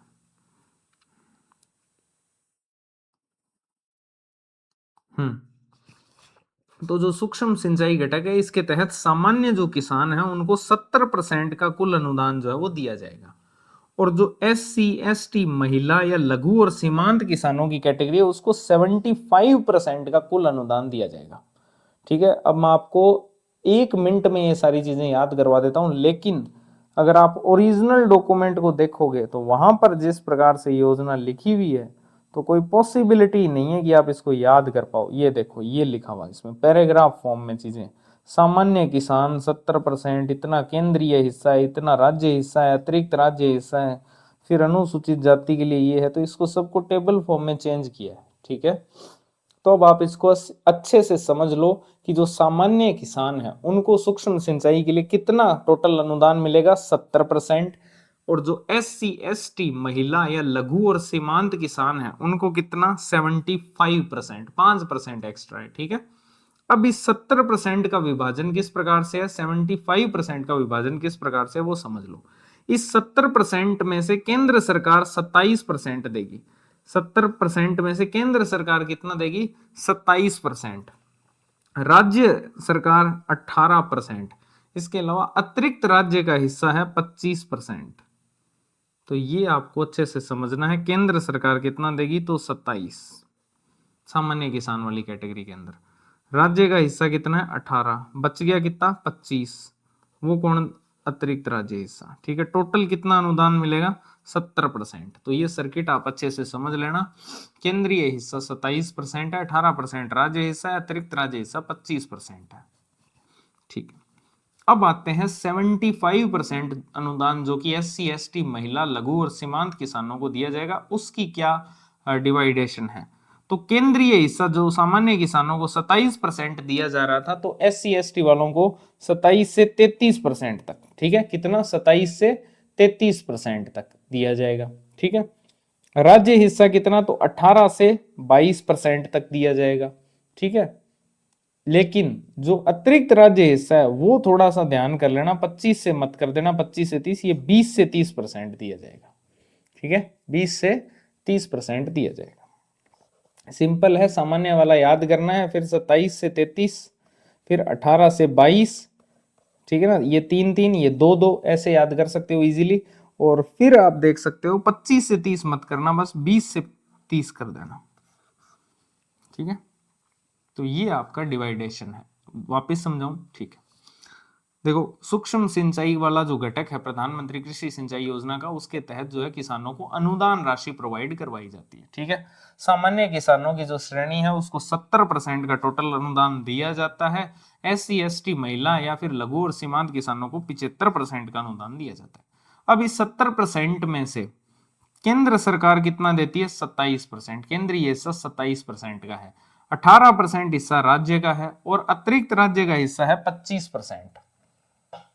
अगर SC ST की बात करोगे तो ये बढ़कर यहां पर केंद्रीय हिस्सा तो हो जाएगा 27 से 33, 11 का गुणज ही रखना है, ध्यान रखना, 27 से 33, राज्य हिस्सा 18 से 22 और अतिरिक्त राज्य हिस्सा 25 से 30 नहीं है, 20 से 30 है बस। और टोटल कितना है, 75%। तो ये पूरी की पूरी योजना है। ठीक है, इसके बाद अगली जो योजना है वो है प्रधानमंत्री कृषि सिंचाई योजना की कमांड क्षेत्र विकास और जल प्रबंधन परियोजना। प्रधानमंत्री कृषि सिंचाई योजना की कमांड क्षेत्र विकास और जल प्रबंधन परियोजना। अब इसके तहत जो गंग नहर परियोजना का सेकंड चरण है वो इसमें शामिल है बेसिकली। ठीक है, तो ये जो कमांड क्षेत्र विकास और जल प्रबंधन परियोजना, इससे रिलेटेड एक ही बात काम की है, वो है इसमें कौन सी परियोजना शामिल है, गंग नहर परियोजना। उसके तहत पक्के जलमार्गों का निर्माण कार्य जो है वो पूर्ण किया जा चुका है। तो ये कोई खास है नहीं। इसके बाद मैंने आपको जो आधारभूत अवसंरचना वाला चैप्टर 7 था, उसके अंदर प्रधानमंत्री कुसुम योजना जो है वो अच्छे से समझाई थी, उसका घटक ए और घटक सी जो है वो आपको समझाया था। ये वापिस एक चैप्टर में और आएगी, चैप्टर 9 के अंदर। चैप्टर 9 के अंदर ये वापिस आएगी, वहां पर भी और बात करेंगे, वहां पर अपने घटक ए और सी की ही बात करेंगे वापिस। लेकिन इसका जो घटक बी है ना, वो यहाँ अपने देखने वाले हैं। घटक बी जो है वो जल से रिलेटेड है, जल संपदा से। तो घटक बी जो है वो अपने यहां देखेंगे, प्रधानमंत्री किसान ऊर्जा सुरक्षा और उत्थान महाअभियान पीएम कुसुम, उसका घटक बी। अब इसको अच्छे से समझना। इसका पहले तो उद्देश्य क्या है, तो उसका उद्देश्य है कि जो अकेले सौर पंप है उसकी स्थापना का समर्थन करना। कितनी हॉर्स पावर के, 3 से 10 हॉर्स पावर, 3 से 10 हॉर्स पावर के अकेले जो सौर पंप है उनकी स्थापना का समर्थन करना इसका उद्देश्य है घटक बी का। अब इसके तहत जो अनुदान दिया जाएगा वो कितनी क्षमता के सौर पंपों को जो है वो दिया जाएगा, तो इसके अंदर अधिकतम क्षमता है 7.5 हॉर्स पावर। तो 7.5 हॉर्स पावर जो तक के जो पंप हैं उनके लिए अधिकतम अनुदान जो है वो दिया जाएगा। इसके अलावा इसमें सौर ऊर्जा पंप प्रणाली स्थापित करने के लिए पात्रता क्या रखी गई है, ठीक है ना। पात्र कौन है, तो जिन किसानों के पास सिंचाई के लिए कृषि बिजली कनेक्शन नहीं है और जो डीजल आधारित पंप सेट पर जो है वो निर्भर है, उनके लिए यहाँ पर घटक बी जो है वो पात्रता प्रोवाइड करवाता है। तो इस घटक बी के तहत सौर ऊर्जा प्रणाली जो है वो स्थापित की जाएगी और उसके लिए पात्रता क्या है, उसके लिए पात्रता यह है कि जिन किसानों के पास सिंचाई के लिए कृषि बिजली कनेक्शन नहीं है या फिर जो डीजल आधारित पंप सेट पर निर्भर है, उनको जो है सौर ऊर्जा प्रणाली स्थापित करने के लिए अनुदान जो है वो प्रोवाइड करवाया जाएगा। अब ये अनुदान कितना, पहली बात तो कितनी क्षमता के लिए, 7.5 हॉर्स पावर क्षमता के लिए, ठीक है। अब ये कितना अनुदान मिलेगा, तो अनुदान जो है इसकी मैं हिस्सेदारी आपको समझा देता हूं। इस अनुदान में से किसानों का हिस्सा है 40%, 60% राज्य सरकार देगी, 40% जो है वो किसान देगा, ठीक है। 40% जो है वो तो देगा किसान, 60% देगी राज्य सरकार। राज्य सरकार का तो स्ट्रक्चर बहुत सिंपल है, 60% में से 30% केंद्र सरकार देगी और 30% ही कौन देगी, राज्य सरकार। केंद्र सरकार कितना, 30%, राज्य सरकार कितना 30%, टोटल हो गया 60%।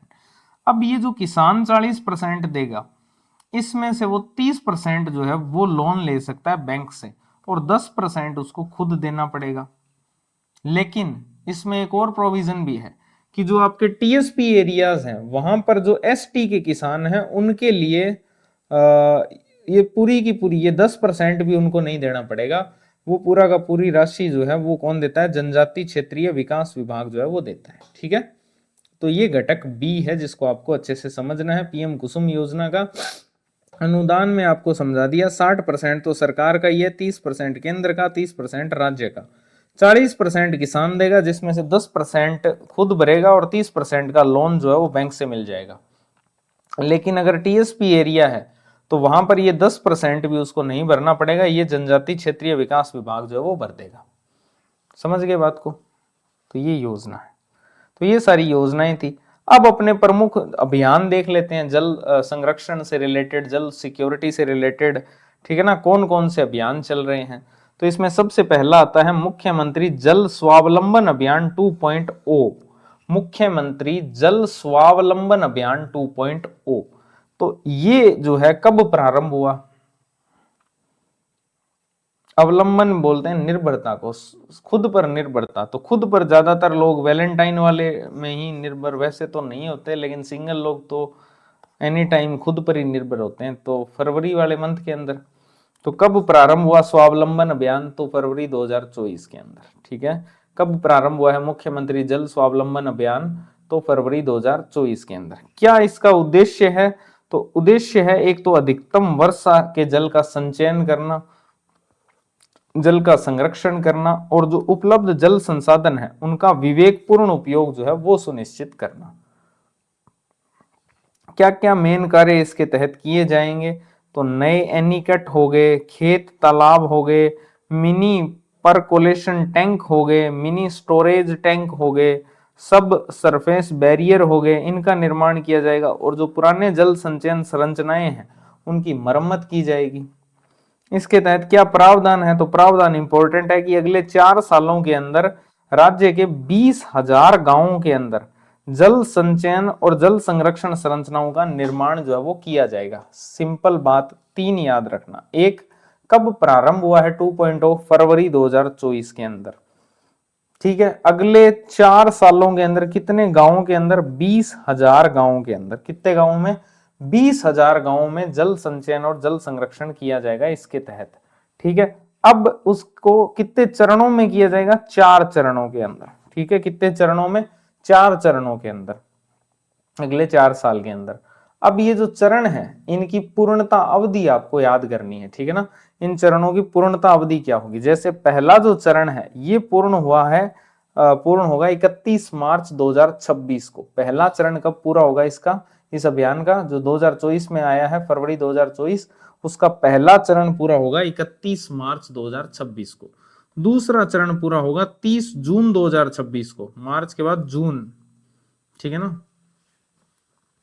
क्योंकि 2024 में आया है तो अगले 4 सालों के अंदर इसका लक्ष्य रखा गया, यानी कि 2028 तक का लक्ष्य है।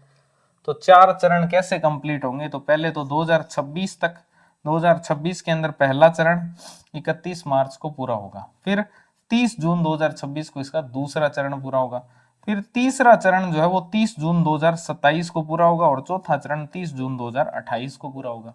तो ये उनकी पूर्णता अवधि है अलग अलग चरणों की। ठीक है, तो यह था मुख्यमंत्री जल स्वावलंबन अभियान 2.0 जो फरवरी 2024 में आया है, जिसके तहत 20,000 गांवों के अंदर जल संचयन और जल संरक्षण संरचनाओं का निर्माण किया जाएगा 4 वर्षों की अवधि के लिए।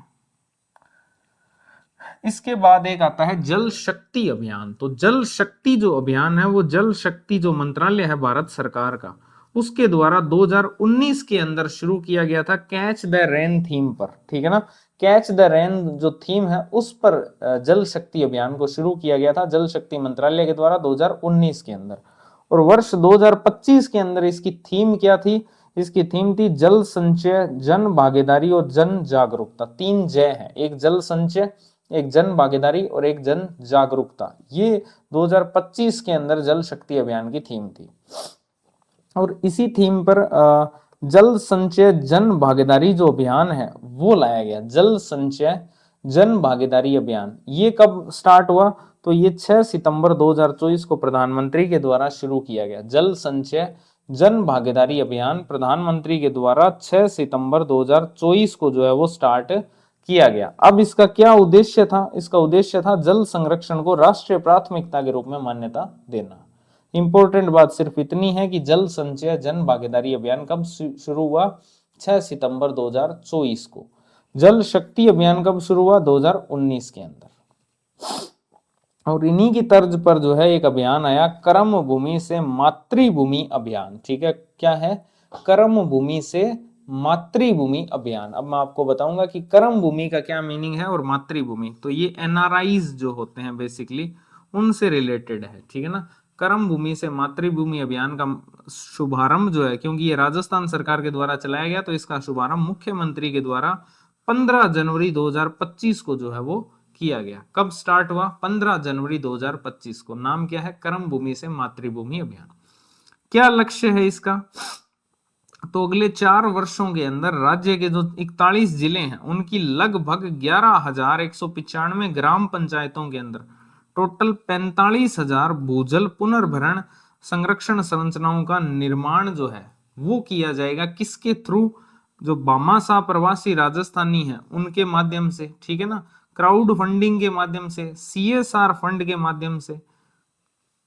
तो ये आपका लक्ष्य जो है कर्म भूमि से मातृभूमि अभियान का। पहली बात तो शुरू कब हुआ, 15 जनवरी 2025 को। ठीक है, क्या लक्ष्य है, तो जो भामाशाह प्रवासी राजस्थानी है, ठीक है ना, जो कि देते हैं पैसा, और क्राउड फंडिंग और सीएसआर फंड, इन सब के माध्यम से आने वाले 4 सालों के अंदर राजस्थान के 41 जिलों की लगभग 11,000 ग्राम पंचायतों के अंदर टोटल 45,000 भूजल पुनर्भरण संरक्षण संरचनाओं का निर्माण। कितनी? 45,000, ये याद रखना। आने वाले 4 सालों के अंदर राजस्थान के टोटल 41 जिलों के अंदर कितनी ग्राम पंचायतों में, लगभग 11,000 ग्राम पंचायतों के अंदर 45,000 भूजल पुनर्भरण संरक्षण संरचनाओं का निर्माण किया जाएगा। अब इसका क्या क्या मुख्य उद्देश्य है? एक तो वर्षा जल की हर बूंद का संरक्षण करना, राज्य में भूजल स्तर को बढ़ाने के लिए जन भागीदारी के साथ भूजल पुनर्भरण संरचनाओं का निर्माण करना, इसके अलावा जन जागरूकता पैदा करके पानी के उपयोग के बारे में जनता के विचार जो है उसको बदलना। तो ये सारे इसके उद्देश्य हैं। तो ये था कर्म भूमि से मातृभूमि अभियान।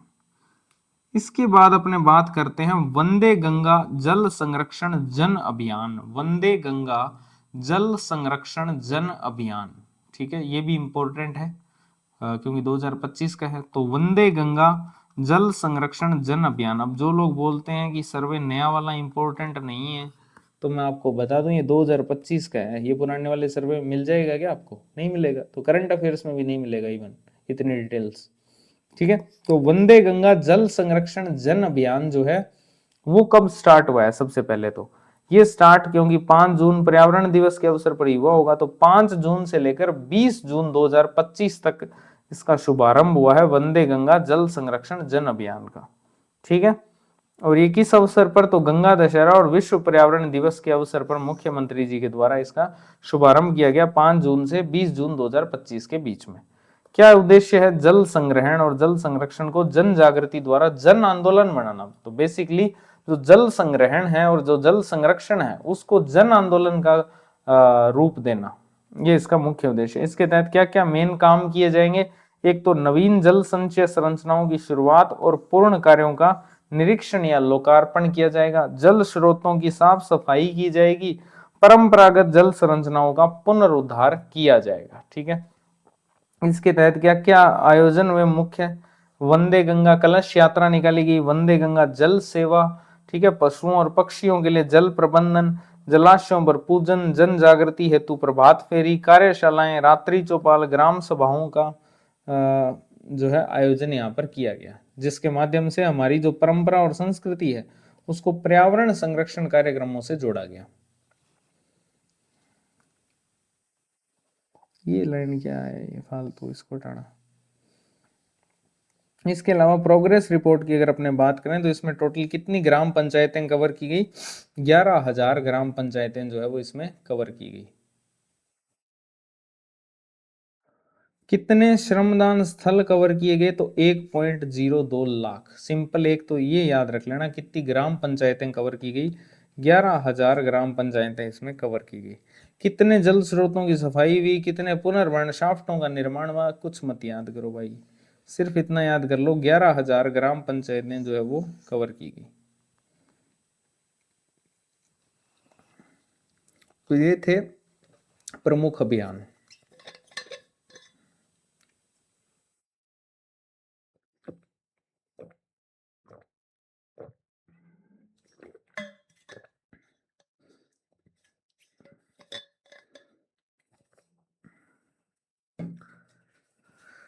इसके बाद में आती है बाह्य सहायतार्थ परियोजनाएं, ठीक है, एक्सटर्नली एडेड प्रोजेक्ट्स।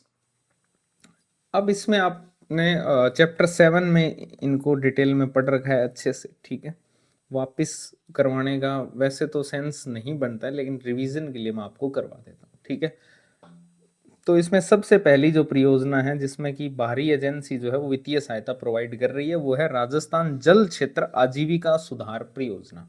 राजस्थान जल क्षेत्र आजीविका सुधार परियोजना मैंने आपको बताया था, जिसमें जल आ गया उसमें वित्तीय सहायता कर रही है जीका। कौन कर रही है? जीका। जिसमें जल आ गया, बस एक छोड़ देना वो रेगिस्तानी क्षेत्र में, उसमें एनडीबी है। तो इसमें वित्तीय सहायता तो वही कर रही है जापान इंटरनेशनल कॉरपोरेशन एजेंसी, जिसको शॉर्ट में अपने जीका बोलते हैं। क्या उद्देश्य है? राज्य के जो 30 जिले हैं वहां पर 3 चरणों के अंदर 137 सिंचाई परियोजनाएं हैं, उनका जीर्णोद्धार करने का उद्देश्य इसका है। जल क्षेत्र में आजीविका सुधार, ठीक है ना। कितने जिलों के अंदर? 30 जिलों में 3 चरणों में 137 सिंचाई परियोजनाओं का जीर्णोद्धार करना है। इसके अलावा मौजूदा सिंचाई सुविधाओं के सुधार के माध्यम से जल उपयोग दक्षता और कृषि उत्पादकता में वृद्धि करना, किसानों की आजीविका में सुधार लाना और कृषि और सिंचाई क्षेत्र में लैंगिक मुख्य धारा जो है उसको प्रोत्साहित करना, महिला सशक्तिकरण बेसिकली। लाभान्वितों की अगर बात करें तो 5.13 लाख हेक्टेयर सिंचित क्षेत्र के काश्तकार इसमें लाभान्वित होंगे, कोई खास फैक्ट नहीं है। मेन ये है इसकी पूर्णता की समय अवधि कितनी है, 31 मार्च 2028। स्टार्ट कब से हुई है, 31 मार्च 2017 से, ध्यान रखना 2017 से स्टार्ट हुई है, 2028 इसकी पूर्णता अवधि है, ध्यान रखना, ठीक है। इसका ट्रेंच 1 तो स्टार्ट हुआ था 31 मार्च 2017 को, लेकिन इसका जो ट्रेंच 2 है वो स्टार्ट हुआ था 29 मार्च 2023 को। इसके तहत अगर अपने बात करें तो लखपति दीदी बागवानी जो पहल है उसके अंदर परियोजना क्षेत्र के 1000 गांवों के अंदर महिला कृषक हित समूहों का गठन किया जाएगा और टोटल जो है 10,000 कृषक महिलाओं को उन्नत सब्जी और फल उत्पादन के द्वारा आजीविका में सुधार किए जाने का लक्ष्य इसमें किया गया है। टोटल 1000 गांवों के अंदर टोटल 10,000 कृषक महिलाएं जो है इसमें लाभान्वित होगी, उनकी आजीविका में सुधार होगा 1000 गांवों के अंदर। लखपति दीदी बागवानी पहल के तहत 1000 गांवों में 10,000 महिलाएं। लखपति दीदी FVC जो खाद्य मूल्य श्रृंखला है, फूड वैल्यू चेन है, चैप्टर 7 में पूरा पढ़ चुके हैं, एक एक चीज यहाँ पर वही सेम है। तो टोटल यहाँ पर जो 100 इकाइयां हैं उनका 100 जो कृषि प्रसंस्करण इकाइयां हैं उनकी स्थापना की जाएगी, ठीक है, जिसके तहत आजीविका सुधार और कौशल जो है वो विकसित किया जाएगा उद्यमिता का, ठीक है। तो ये दो प्रमुख पहल थी। इसके बाद में एक योजना है बांध पुनर्वास और सुधार परियोजना ड्रिप 2, है ना। बांध पुनर्वास और सुधार परियोजना ड्रिप 2 जो है इसमें 3 प्रमुख वित्तीय सहायता देने वाली एजेंसियां हैं। एक है विश्व बैंक, ठीक है, एक तो क्या है विश्व बैंक, एक है एशियाई अवसंरचना निवेश बैंक जिसको AIIB बोलते हैं, ठीक है। एक हो गया विश्व बैंक, एक हो गई AIIB यानी एशियाई अवसंरचना निवेश बैंक। इसके अलावा तीसरा इसमें आता है केंद्रीय जल आयोग जो कि जल शक्ति मंत्रालय के अधीन है। तो केंद्रीय जल आयोग भी इसमें वित्तीय सहायता करता है।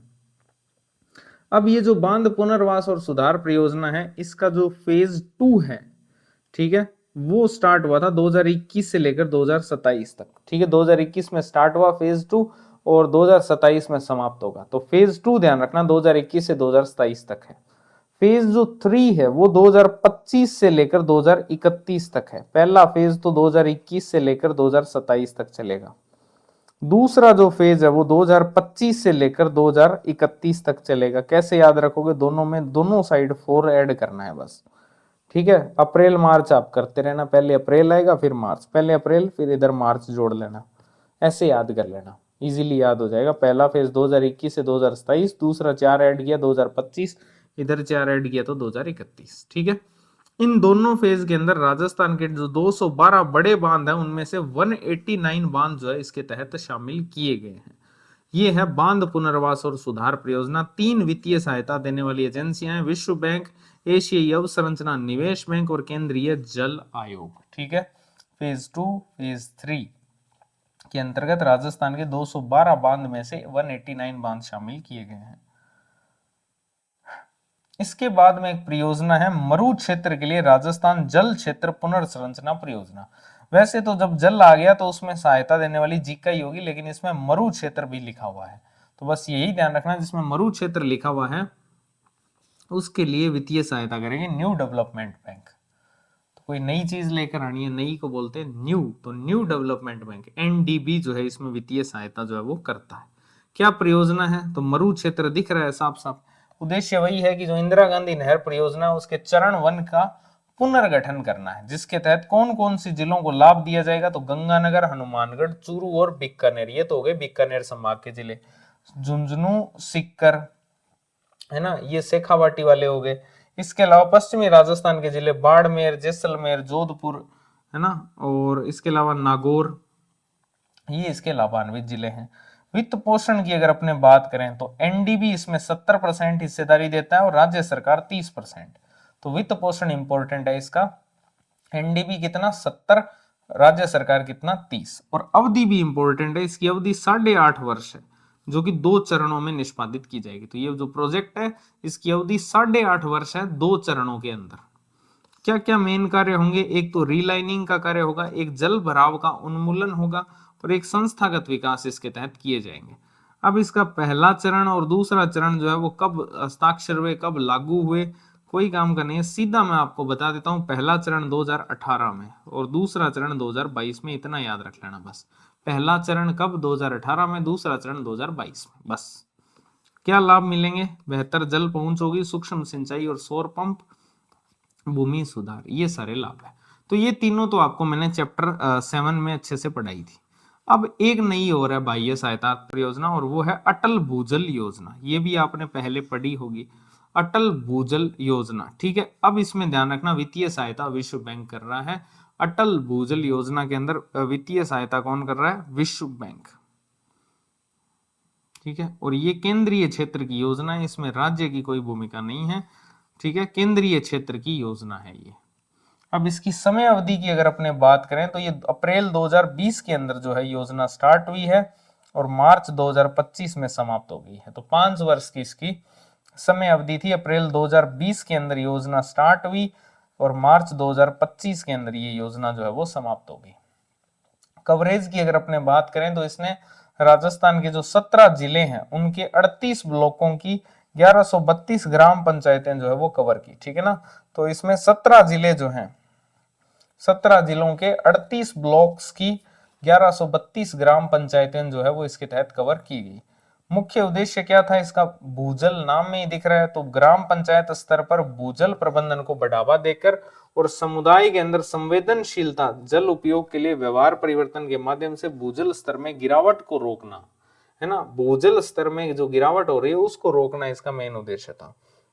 अब अटल भूजल योजना के प्रमुख घटकों की अगर अपने बात करें, किस प्रकार से भूजल का संरक्षण किया जाएगा, तो एक तो सहभागिता जल सुरक्षा योजना इसके तहत चलाई गई। दूसरा, स्थानीय समुदाय की विशेष रूप से महिलाओं की सक्रिय भागीदारी इसमें सुनिश्चित की गई। तो दो प्रमुख घटक थे, एक सहभागिता और एक था स्थानीय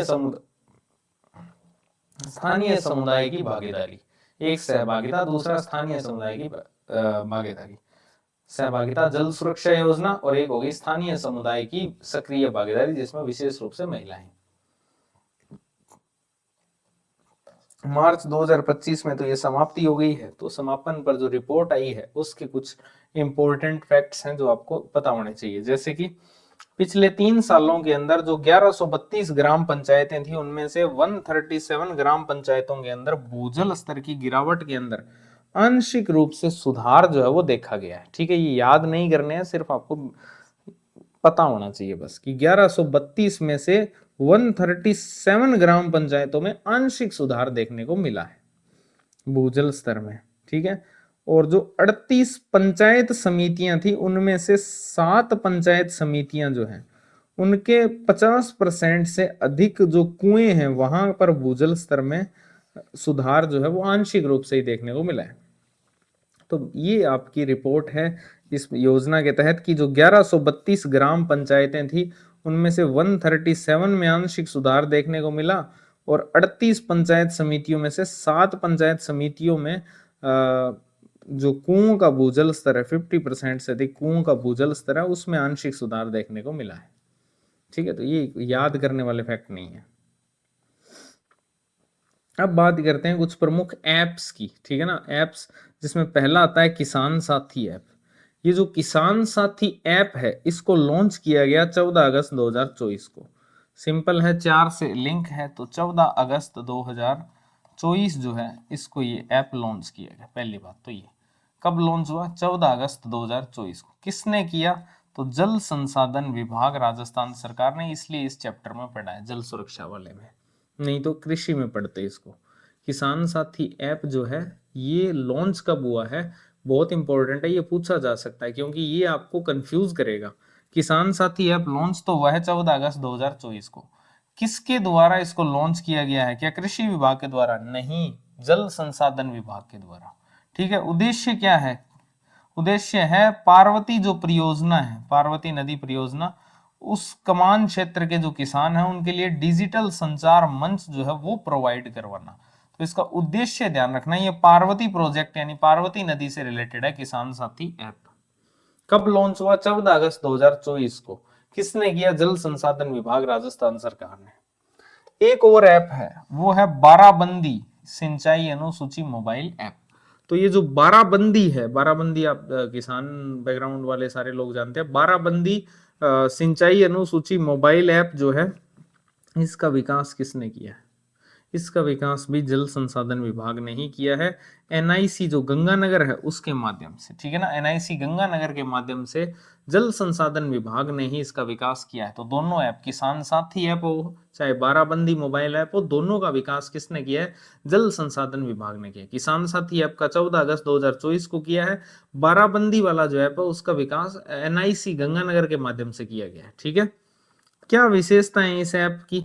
तो इस ऐप के माध्यम से किसान जो है वो सीधे अपने मोबाइल फोन के ऊपर जो जल आवंटन पर्चियां हैं उनको देख सकते हैं। ठीक है, मोबाइल फोन पर ही किसान जो है वो जल आवंटन की पर्चियां जो है कि पानी कब कब बंटेगा उनको, वो जो पर्चियां हैं वो उनको मोबाइल फोन पर देख सकते हैं। इसके अलावा अपनी भूमि सिंचाई की बारी कब आएगी उनकी, ठीक है ना, और पानी कब छोड़ा जाएगा उसका कार्यक्रम जो है उसके बारे में भी वो जानकारी प्राप्त कर सकते हैं इस बाराबंदी ऐप पर। ठीक है, तो ये दो ऐप थे।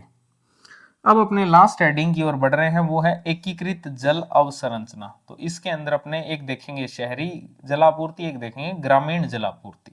तो अगर अपने शहरी जलापूर्ति की बात करें तो शहरी जलापूर्ति में राज्य के अंदर जो टोटल 257 शहरी कस्बे हैं, जो टाउन्स हैं, 257 जो शहरी कस्बे हैं, वहां पर 86 जो है शहरी कस्बे वो तो सतही जल स्रोतों पर निर्भर है। ठीक है ना, जो ग्राउंड वाटर रिसोर्स है उस पर 86 कस्बे जो है वो निर्भर है, और जो 89 कस्बे हैं वो आपके भूजल स्रोतों पर निर्भर है। ठीक है ना, वो किस पर है? भूमि के जल पर, ग्राउंड वाटर पर नहीं है, वो भूजल स्रोतों पर निर्भर है। सतही जल स्रोतों पर 86, भूजल स्रोतों पर 89, और जो 82 बच गए 257 में से माइनस करने के बाद, वो इन दोनों के मिश्रण पर निर्भर है, सतही और भूजल। ठीक है, तो ये आपको एक सांख्यिकी है, जो पता हो तो ठीक है, ना पता हो तो भी काम चल जाएगा। 257 शहरी कस्बों में से 86 शहरी कस्बे सतही जल स्रोतों पर निर्भर है, 89 शहरी कस्बे भूजल स्रोतों पर निर्भर है, और 82 शहरी कस्बे सतही और भूजल स्रोतों के मिश्रण पर जो है वो निर्भर है। इसके अलावा शहरी क्षेत्र के अंदर जो पीएचईडी डिपार्टमेंट है, जन स्वास्थ्य अभियांत्रिकी विभाग है, वो हैंडपंप मरम्मत अभियान भी चला रहा है। नाम से स्पष्ट हो रहा है हैंडपंप की मरम्मत की जाएगी इसके तहत। यही सेम प्रोग्राम जो है, यही सेम अभियान जो है वो ग्रामीण क्षेत्र में भी चल रहा है। ठीक है, कौन चला रहा है? दोनों जगह सेम ही डिपार्टमेंट है, जन स्वास्थ्य अभियांत्रिकी विभाग। काम की चीज क्या है? हैंडपंप मरम्मत अभियान कौन चला रहा है? पीएचईडी, जन स्वास्थ्य अभियांत्रिकी विभाग। अब इसमें शहरी जो जलापूर्ति है, इसमें सबसे इंपॉर्टेंट मिशन एक ही है, वो है अटल नवीनीकरण और शहरी परिवर्तन मिशन 2.0, अमृत 2.0 जिसको बोलते हैं। अमृत की फुल फॉर्म पूछी जा सकती है पहली बात तो अमृत की फुल फॉर्म क्या है? अटल नवीनीकरण और शहरी परिवर्तन मिशन 2.0। ठीक है, कब प्रारंभ हुआ? तो ये भारत सरकार का है, ध्यान रखना, और प्रारंभ हुआ है 1 अक्टूबर 2021 को, गांधी जयंती से एक दिन पहले अमृत 2.0 जो है उसका शुभारंभ किया गया 1 अक्टूबर 2021 को भारत सरकार के द्वारा। अब इसका लक्ष्य क्या था, ये इंपॉर्टेंट है। पहली बात तो इसका लक्ष्य क्या है? तो लक्ष्य है सभी जो शहरी निकाय हैं उनके अंदर जो जल प्रदाय योजनाएं हैं उनके द्वारा सभी घरों को वर्ष 2025-26 तक, ये टैगलाइन याद रख लेना, हर घर नल द्वारा पेयजल उपलब्ध करवाना। क्या लक्ष्य था अमृत 2. पहली बात तो अमृत 2.0 का पूरा नाम क्या है? अटल नवीनीकरण और शहरी परिवर्तन मिशन, ये इसका पूरा नाम है, पहला क्वेश्चन। दूसरा क्वेश्चन ये है कि ये प्रारंभ कब हुआ है? तो 1 अक्टूबर 2021 को, गांधी जयंती से एक दिन पहले। क्या लक्ष्य है? वर्ष 2025-26 तक हर घर नल जो है, जो एक टैगलाइन है हर घर नल, उसके द्वारा पेयजल उपलब्ध करवाया जाएगा। ठीक है, अब इसके अंतर्गत आप देखेंगे तो शहरों की आबादी, ठीक है, और कितना उसके अंदर हिस्सा रहेगा पेयजल उपलब्ध करवाने के लिए, कितना जो खर्चा है, वित्तीय जो खर्च होगा उसका सर्किट इसमें बताया गया है। जो शहरों की आबादी 1 लाख से कम है, अगर मान लो, मैं आपको इसमें ओरिजिनल डॉक्यूमेंट दिखा देता हूं ताकि आपको क्लैरिटी रहेगी। अगर आप वहां से पढ़ने जाओगे ओरिजिनल वाले में से तो कुछ नहीं समझ आएगा। ये देख लो, ये घटक बी, कुछ टेबल फॉर्म नहीं बनी हुई यहाँ पर, ये अभियान वगैरह और सब।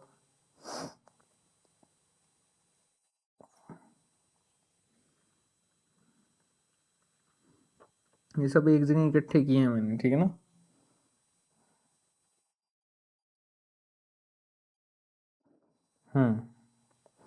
ये देखो, अब ये जो है अमरूद 2.0, इसके अंदर जो हिस्सा राशि दी हुई है,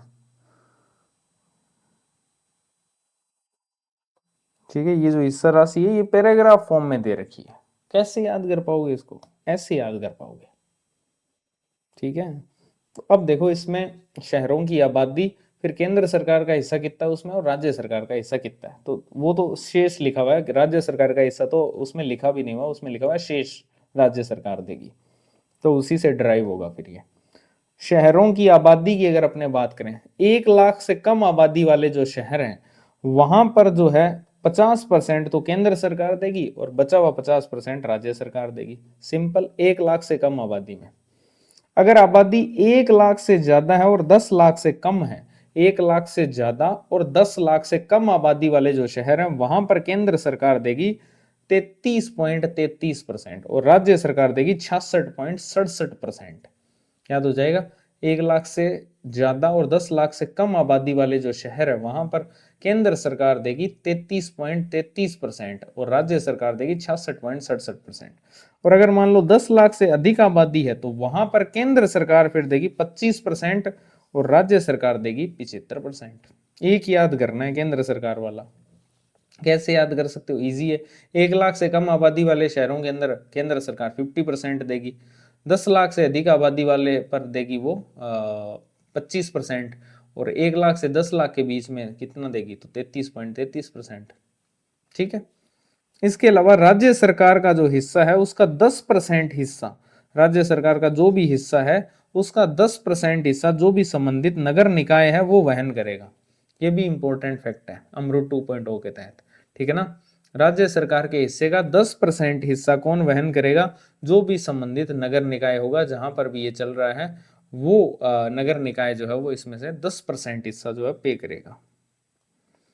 इसके अलावा जो अमृत 2.0 है इसके अंतर्गत राजस्थान के 183 जो नगरीय निकाय हैं उनमें जलापूर्ति से संबंधित कार्यों की स्वीकृतियां जो है वो जारी की गई है। ये तो कोई खास बात नहीं है। इसके अलावा प्रदेश के 178 शहरी स्थानीय निकायों में पेयजल व्यवस्था में सुधार कार्यों हेतु स्वीकृतियां जारी हो चुकी है। ठीक है, तो ये अमृत 2.0 था। सबसे मेन तो इसमें ये वाला फैक्ट है एक तो, इसके अलावा ये फैक्ट इंपॉर्टेंट है, टैगलाइन इंपॉर्टेंट है और कब स्टार्ट हुआ और क्या पूरा नाम है, ये सारे इंपॉर्टेंट है। अब बात करते हैं ग्रामीण जलापूर्ति की। तो ग्रामीण जलापूर्ति में सबसे इंपॉर्टेंट चीज है जल जीवन मिशन। ये आप पढ़ते ही आ रहे हो। जल जीवन मिशन कब स्टार्ट हुआ? 15 अगस्त 2019 को। क्या लक्ष्य है? प्रत्येक जो ग्रामीण परिवार है उसको वर्ष 2028 तक पीने योग्य पानी के लिए घरेलू नल कनेक्शन के माध्यम से पेयजल आपूर्ति जो है वो सुनिश्चित करना। थीम क्या थी? हर घर जल। वो ध्यान रखना, अटल की जो अमृत 2.0 है वो हर घर नल है, ध्यान रखना टैगलाइन उसकी, और इसकी है हर घर जल, जल जीवन मिशन की, क्योंकि इसमें जल आ रहा है। वित्त पोषण केंद्र और राज्य की 50-50 की हिस्सेदारी है। सबसे इंपॉर्टेंट बात है 60-40 नहीं है। जल जीवन मिशन में केंद्र और राज्य की 50-50 की पार्टनरशिप रहेगी। क्रियान्वयन और मॉनिटरिंग के लिए कौन कौन सी एजेंसियां? राज्य स्तर पर राज्य जल और स्वच्छता समिति बनी हुई है, जिला स्तर पर जिला जल और स्वच्छता समिति बनी हुई है, ग्राम स्तर पर ग्राम जल और स्वच्छता समिति बनी हुई है जो क्रियान्वयन और मॉनिटरिंग का काम करती है। ठीक है, तो ये कुछ सांख्यिकी भी जो है वो दे रखी है कि कितने लाख नल कनेक्शन, कितने लाख नए नल कनेक्शन, ये सब कोई खास नहीं। ठीक है, इतना याद रख लेना कितने परिवार लाभान्वित हो रखे हैं, लगभग 50 लाख, बस लगभग 50 लाख याद कर लेना। इसके अलावा ये हैंडपंप मरम्मत अभियान तो बता ही दिया मैंने। जन स्वास्थ्य अभियांत्रिकी विभाग जो है इसके द्वारा चलाया जा रहा है, ग्रामीण क्षेत्रों में भी और शहरी क्षेत्रों में भी। लास्ट इसमें आता है जल संरक्षण और जन भागीदारी पुरस्कार। जल संरक्षण और जन भागीदारी पुरस्कार कब दिए गए? 2025, 18 नवंबर 2025 को लेटेस्ट है, ध्यान रखना। नवंबर के करंट अफेयर्स में भी आया होगा, अगर नहीं आया है तो यहां पढ़ लो, सर्वे में दिया हुआ है। जल संरक्षण और जन भागीदारी जो पुरस्कार है वो 18 नवंबर 2025 को विज्ञान भवन नई दिल्ली के अंदर दिए गए। इनके अंदर राजस्थान जो है उसको उत्कृष्ट जल प्रबंधन और सामुदायिक भागीदारी के लिए, ठीक है ना, उत्कृष्ट जल प्रबंधन और सामुदायिक भागीदारी के लिए सर्वश्रेष्ठ प्रदर्शन करने वाले जो राज्य और यूटी है उस कैटेगरी के अंदर तीसरा पुरस्कार दिया गया, 3rd नंबर पर रहा राजस्थान। किसके अंदर? उत्कृष्ट जल प्रबंधन और सामुदायिक भागीदारी के अंदर, ठीक है, राजस्थान 3rd नंबर पर रहा। इसके अलावा राष्ट्रीय स्तर पर जो जिला वर्ग है उसको भी पुरस्कृत किया गया पश्चिमी क्षेत्र की श्रेणी 1 के अंदर। पहला स्थान भीलवाड़ा और दूसरा स्थान बाड़मेर का रहा, ठीक है। राजस्थान जो है ये तो रहा 3rd नंबर पर, किसमें? जल प्रबंधन और सामुदायिक भागीदारी में। जिलावार अगर आप बात करोगे तो पहले नंबर पर भीलवाड़ा रहा और दूसरे नंबर पर बाड़मेर रहा, भीलवाड़ा और बाड़मेर, ठीक है। तो ये आपके जल संरक्षण और जन भागीदारी पुरस्कार है। तो इसी के साथ में ये अपना चैप्टर 8 जो है ये पूरा का पूरा समाप्त होता है, ठीक है। तो बहुत बहुत धन्यवाद आप सभी का। अगर वीडियो पसंद आए तो वीडियो को लाइक कर देना, और चैनल पर अगर नए हो और बाई चांस सब्सक्राइब नहीं किया तो सब्सक्राइब कर लेना। Thank you very much. मिलते हैं चैप्टर 9 के साथ।